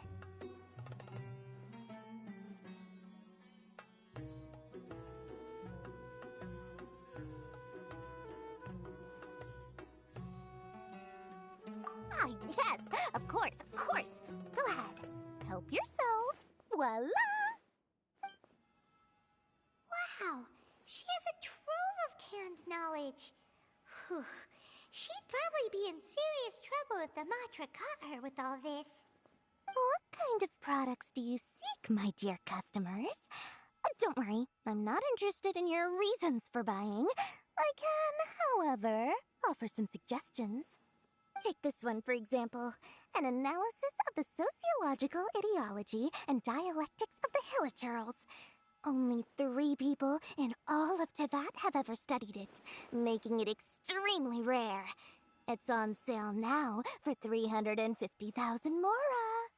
Yeesh, who would want to be an expert in that topic?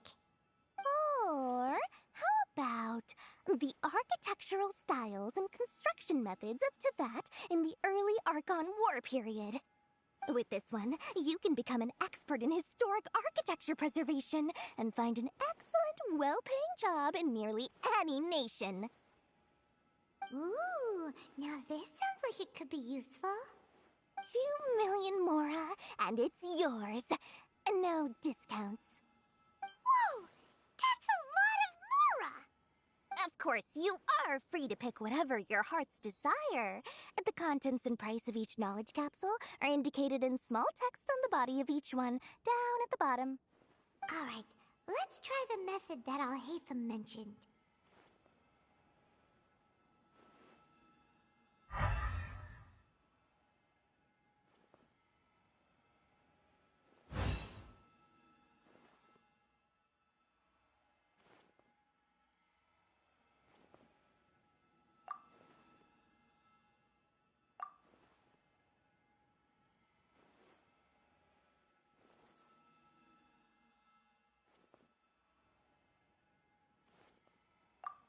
Ah, you've really got a good head on your shoulders, and quite the eye for quality.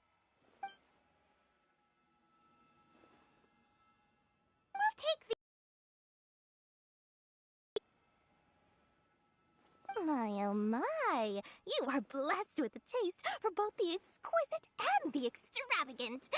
Customers like you are a rare breed. 1 in 100. No, 1 in 1,000 even. Listen, I have a special offer for you two. If you spend just 100,000 more, you can pick any knowledge capsule of your choice up to a value of 1 million Mora. Say what now? Hey, did you hear that? Spend another 100K and we get a capsule worth a whole million!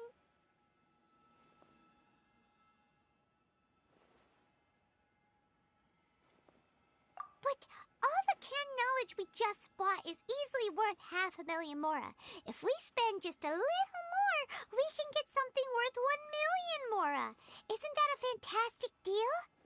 Think about it. We've gone to all this trouble to get this canned knowledge. And so far, everything we bought belongs to Alhaitham. Aren't you even the least bit curious about how this whole canned knowledge thing works? We're talking instant knowledge here. Don't you want to try it yourself?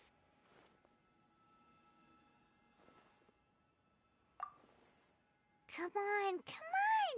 We still have around 100,000 of Alhaitham's Mora left, so let's put it to good use by finding something useful for you. Ahem, you've got a deal, Dory. We'd like to spend an extra 100,000 Mora. Excellent! Then please, select from this fine collection of canned knowledge over here. Hold on a second. Paimon thought we could choose whatever we wanted. Why can't we choose the ones from over there? Oh, but my dear customer, the knowledge capsules over here are worth 1 million Mora each. I'm sure discerning customers like yourselves will be able to find something to your liking. Please, take your time. Uh-oh, Paimon has a bad feeling about this. Let's use Elemental Sight again to check these.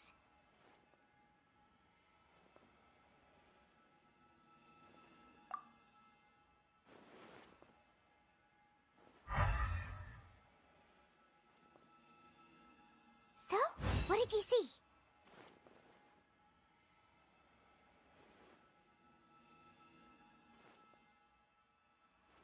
So, they're all worth about the same amount?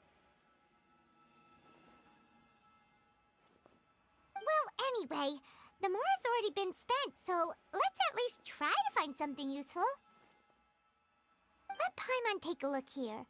An introduction to traditional Sumeru brewing techniques, the art of growing spices, an overview of ancient runes.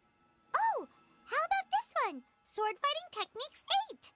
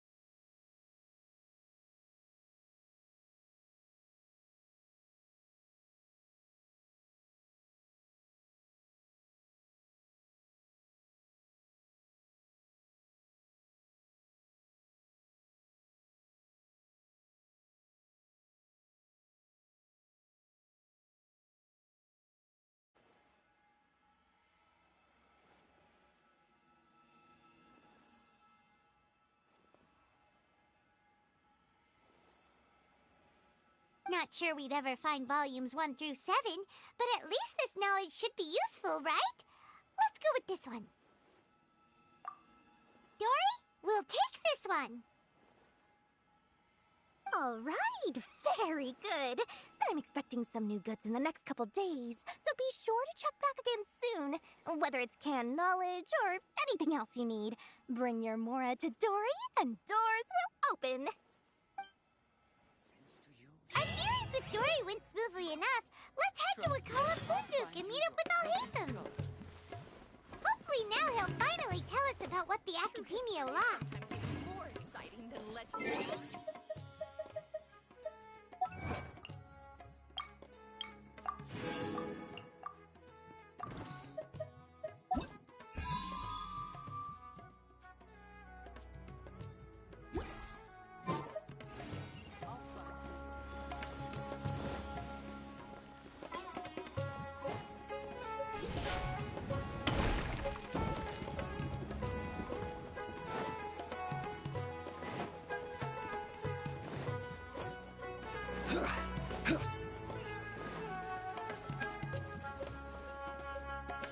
Ha, you two made it. And from the looks on your faces, you were successful. Whoa, there's so many people from the Academia here. Why would you pick this place as our meetup spot? Well, Wakela Funduk is under the Academia's control, so naturally the Academia has people working here. I came to Port Ormos under the pretense of conducting official business. You're a pretty daring guy. Relax. No one here is interested in anything we say, and the Matcher won't come here. Okay now, tell me how your encounter with Dory went. Okay, we did what you asked. So, can you tell us about the knowledge capsule that the Academia lost now? Before that, I have to ask. Why are you two so intent on tracking it down? You don't have to answer, of course.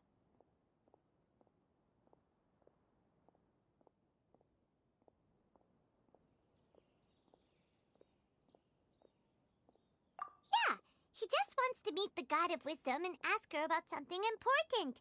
We've been in Sumeru for a while now, but we still haven't found a way. When we heard that the Academia had lost something that might be related to the gods, we came here in case it turned out to be our lucky break. In that case, you're on the right track. A short while ago, the Academia lost a knowledge capsule in the desert. It's supposedly a divine knowledge capsule. Use it, and you'll gain the wisdom of the gods. Wow, there's really such a thing as that? Hey, if we find it, do you think we could learn how to meet the Dendro Archon? Ooh, or how to find your sister? I highly doubt it has any mystical properties, but it does indeed exist. And it's right here, in Port Ormos. So, where exactly? That's what we need to find out next.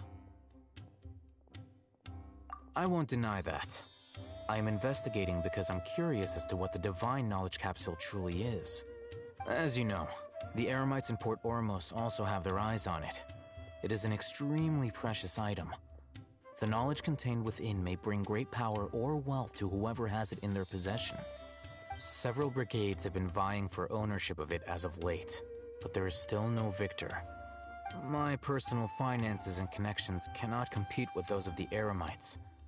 After attempting various methods, I finally managed to reach a tentative agreement with several brigades.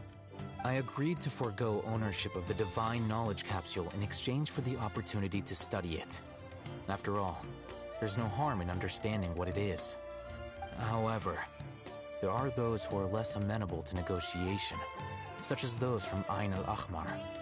They adamantly believe that the divine knowledge capsule contains the Scarlet King's power, and that he will return to this world when they obtain it. They refuse to let anyone from the Academia tarnish their deity's soul. So you kept hounding them because they refused to cooperate with you? Yes. Ain al-Ahmar isn't exactly wealthy, but its members are determined to get that capsule by any means necessary. To that end, they've resorted to many methods more foul than fair in order to amass sufficient funds. So, I've been sabotaging their business to force them into negotiating with me. The Divine Knowledge Capsule should be up for a secret auction within the next few days. Each brigade will place their own bid, and the prize will be covertly given to the winner. To ensure the capsule's security and to evade the Matra's notice, the winning brigade will not publicly disclose their victory. Unless I know whose hands the Divine Knowledge Capsule ends up in, my agreements with them will fall through. Dory is the most reliable source of information, but that avenue was previously closed to me. With you on board now, the situation is different. In other words, you wanted us to befriend Dory so you could find out where the Divine Knowledge Capsule is. Yes, you can say that. But this arrangement harms none of us. The day after tomorrow, go back to Dory and try to purchase information on the Divine Knowledge Capsule's whereabouts. If she has no information, wait 2 days and approach her again. If I get the opportunity to study the Divine Knowledge Capsule, I will relay my findings to you. Will that suffice as compensation?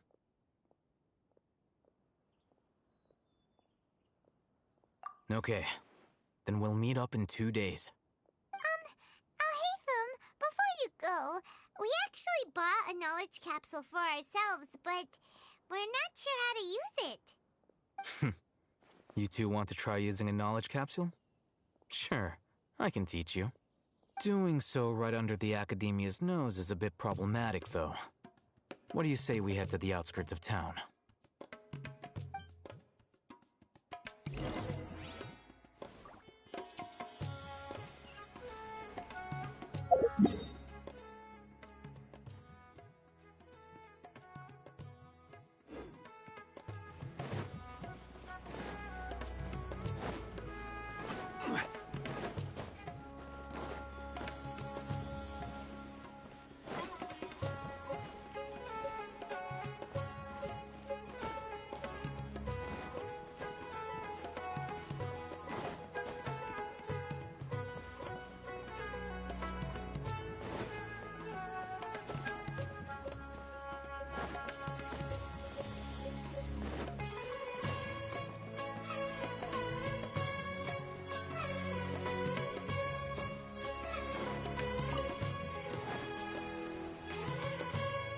All right, this place works. Show me the capsule you purchased. Here. Sword Fighting Techniques 8. Huh. A combat class knowledge capsule. This class is something of a rare find these days, since most have been taken by the Eremites to augment their battle capabilities. Really? Ah, yeah, what a great buy! If you want to determine the efficacy of this capsule, I can evaluate your combat ability. However, effects will likely be minimal if you already possess a high amount of strength. We can conduct a controlled experiment where you fight 2 battles, one before using this knowledge capsule and one after. While you fight, we can use an Akasha terminal to monitor your various physical parameters. There may be variances in your physical strength between the 2 tests, as well as a disparity in your opponent's abilities. But don't worry, I'll run statistical analyses afterward to mitigate any confounding effects. Wow! Alhaitham! You must have been one of those guys at the Academia who got top grades on everything. Paimon's curious about something, though. You definitely weren't one of those students who needed canned knowledge to graduate from the Academia, right? So why are you risking getting caught by the Matra for this capsule? When you are unable to understand a researcher's actions, most cases can be attributed to curiosity. This is but one theory. Sounds like you're trying to avoid the question. All right, let's begin the test. Just fight as you normally do.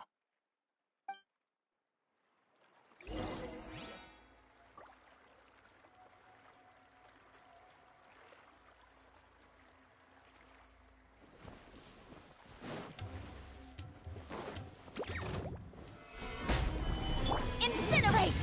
Ha! Ha! Tja! Tja! Ha! Tja! Tja! Tja! Tja! Billowing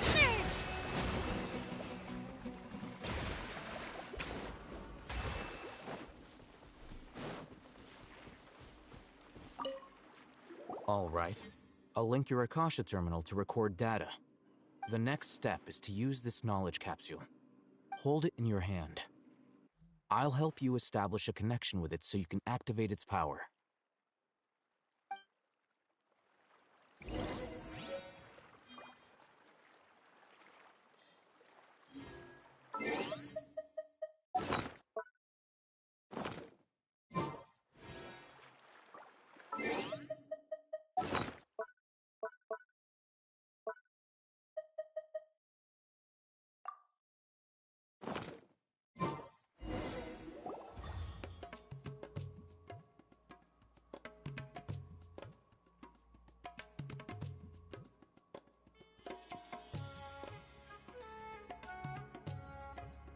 Hey, how are you feeling?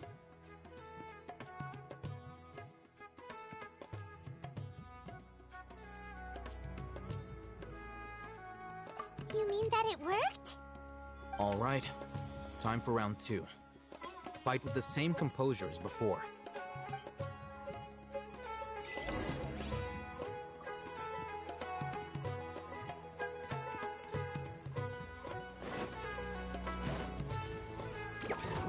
Trust and rebuild! Gather! Eyes on me!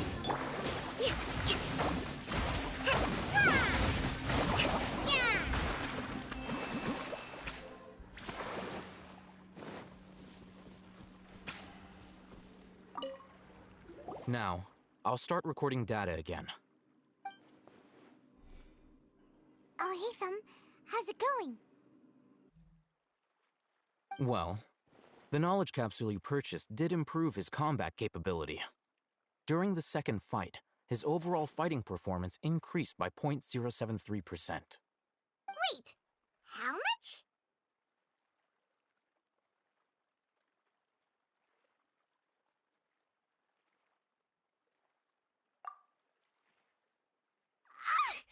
Dory's such a jerk! She totally scammed us! 1,000,000 Mora? This thing isn't worth a tenth of that amount! Of course, this could be because he is so powerful that the capsule's contents were unable to produce a substantial increase. At the very least, this test allowed me to gain more insight into you two. Our deal seems increasingly worth my investment. I'm heading back to Ikela Funduk. I await your response in 2 days' time. This is Mora for when you ask Dory for information. Pay her as much as she requests.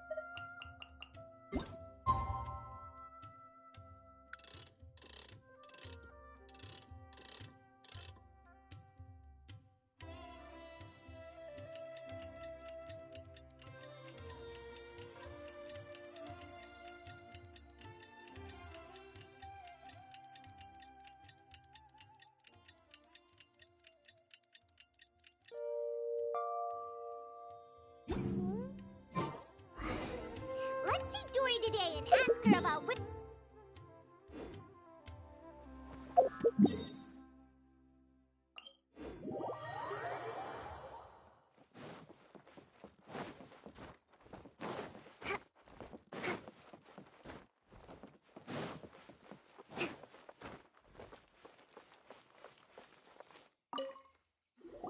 Over here! Oh, welcome back, my loyal patrons. What can I do for you this time? You name it. Can knowledge, supplies, or anything else you need. I'll find a way to get it. Where there's a waterfall of Mora, there's a way. Can you really get us anything we want? Anything at all? divine knowledge alone is no longer sufficient for your opulent appetite? Then please oblige me. Tell me what you have in mind. Oh! I knew customers with pockets as deep as yours would undoubtedly crave something more profound than ordinary canned knowledge. But you know, that kind of information isn't going to be cheap. After all, I had to work really hard to weasel my way into the auction site. Not to mention that if anyone found out that I was the leaker, I would be in big, big trouble. But how can we be sure your information is accurate? Paimon's curious how you just happen to have this kind of info the moment we need it. Because to me, anything of value is what I consider to be my supply. Therefore, I must always be aware of what's hot on the market in order to secure more sales. As for the information's authenticity, well, you've no need to worry about that. I used a camera to take a picture of the transaction. That way, no one can dispute it.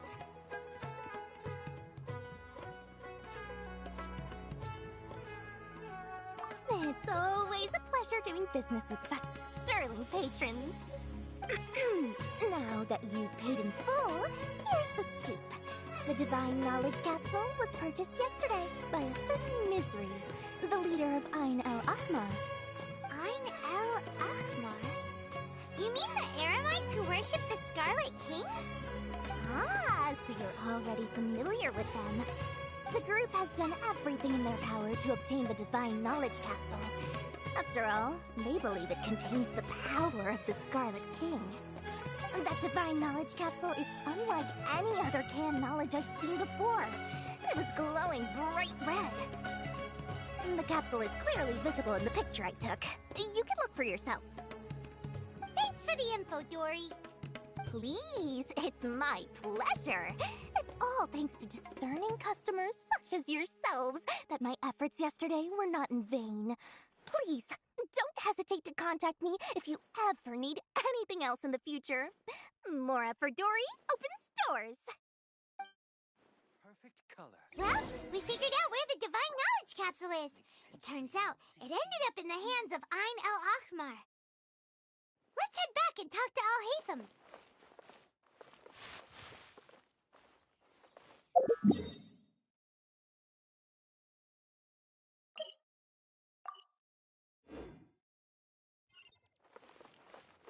Let's move out. Is sometimes even more exciting than legend.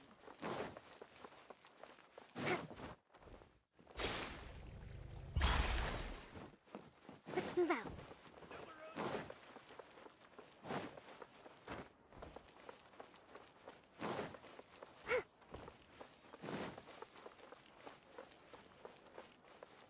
Al-Haytham, we got the info you wanted. Really? All right. Let's hear it.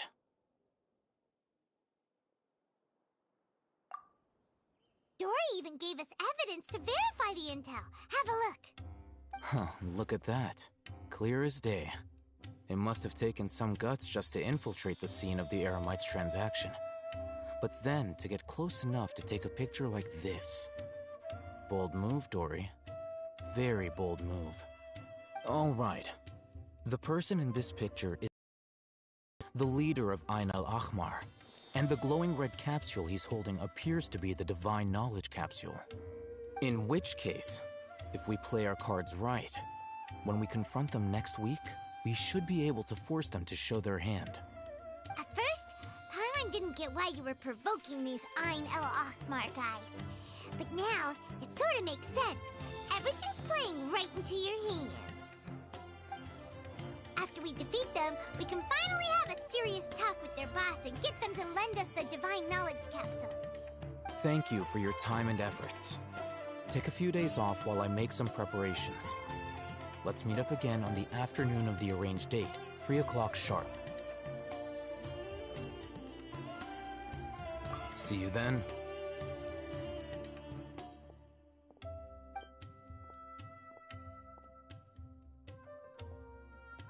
Al-Haytham sure is taking his time. Where could he be? Oh, there he is. Sorry to keep you waiting. Let's head to the pier in front of Pharos Lighthouse. Yep, let's go.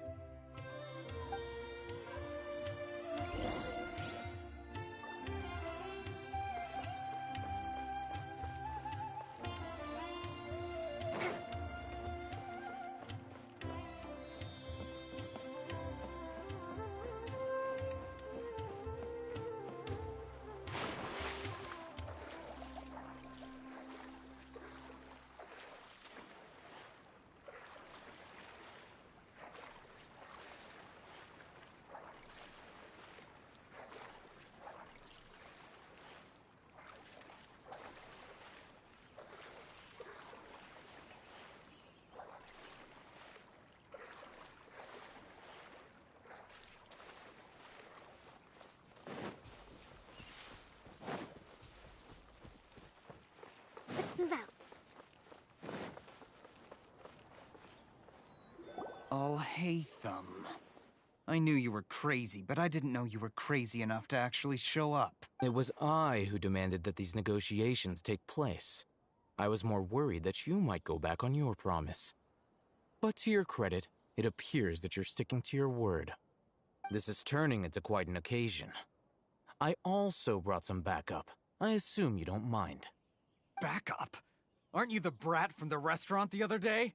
You've come to support this lunatic because he helped you out? Fine, your funeral. I'm not going to mince my words. Once we're done with you, you'll be nothing more than fish food. Get 'em, boys!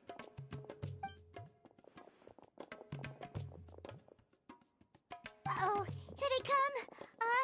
Good luck, you two. That's close enough. Wrap up the flame. Allow me. I'll be back.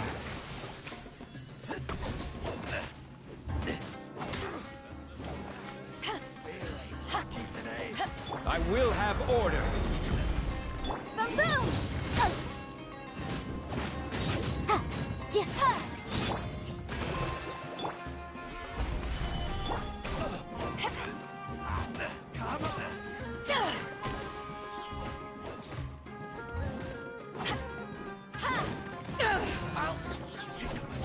Incinerate!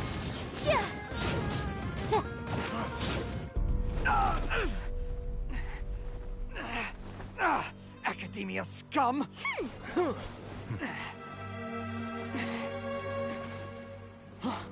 Boss! Finally! Did you use it? Great! Now we can...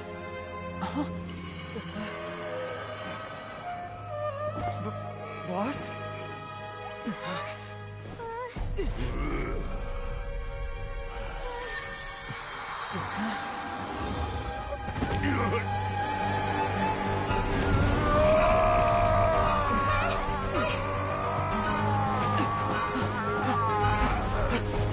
Boss! What's wrong? What happened to him? We have to cut his Akasha connection, now.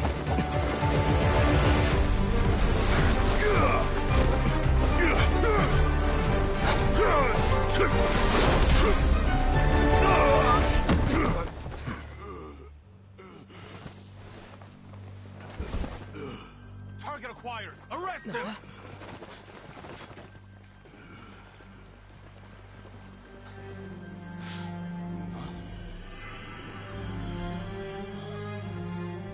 Do not impede our work. Is that understood, Alhaitham? Of course. I was only trying to help. Take him away!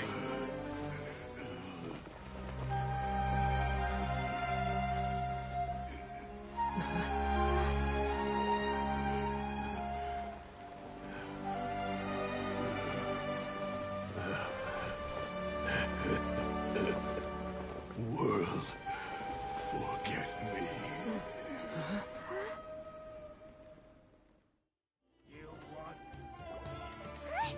What in Tibet just happened? It's like that big guy suddenly lost his mind. It looks like he used the Divine Knowledge Capsule. You mean the Divine Knowledge Capsule did that to him? Oh, yeah. You mean how some researchers go insane after getting knowledge from Irminsul? I've heard of numerous incidents of researchers in Satyavada life going insane. The state that man is now in suggests that this is a similar situation. This divine knowledge capsule does appear to be linked to the gods, but beyond that, it doesn't seem anything like the rumors suggest. Possessing it doesn't grant you divine wisdom or power. Did you hear what he said? World, forget me. What could that possibly mean?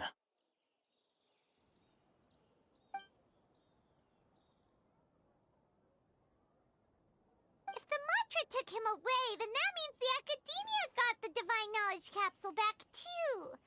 What a shame. We were so close. Still, Paimon didn't expect the divine knowledge capsule would be so dangerous.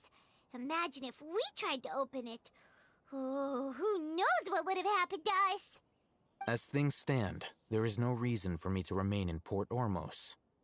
I believe our collaboration has also reached its end.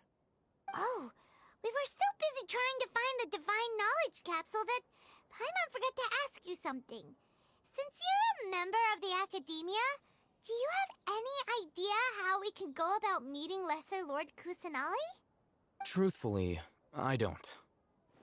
Lesser Lord Kusanali appears to exist outside of Sumeru's entire administration.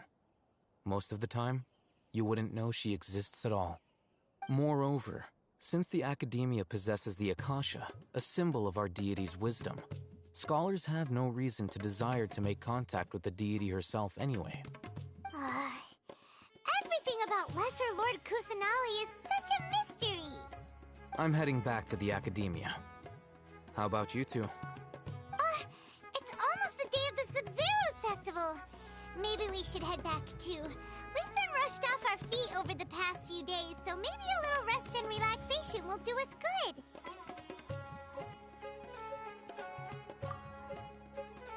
Then we'll part ways here, Alhaitham, until we meet again.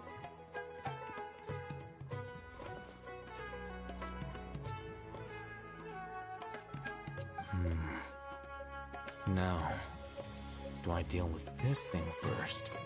Or should I produce the report that the higher-ups require?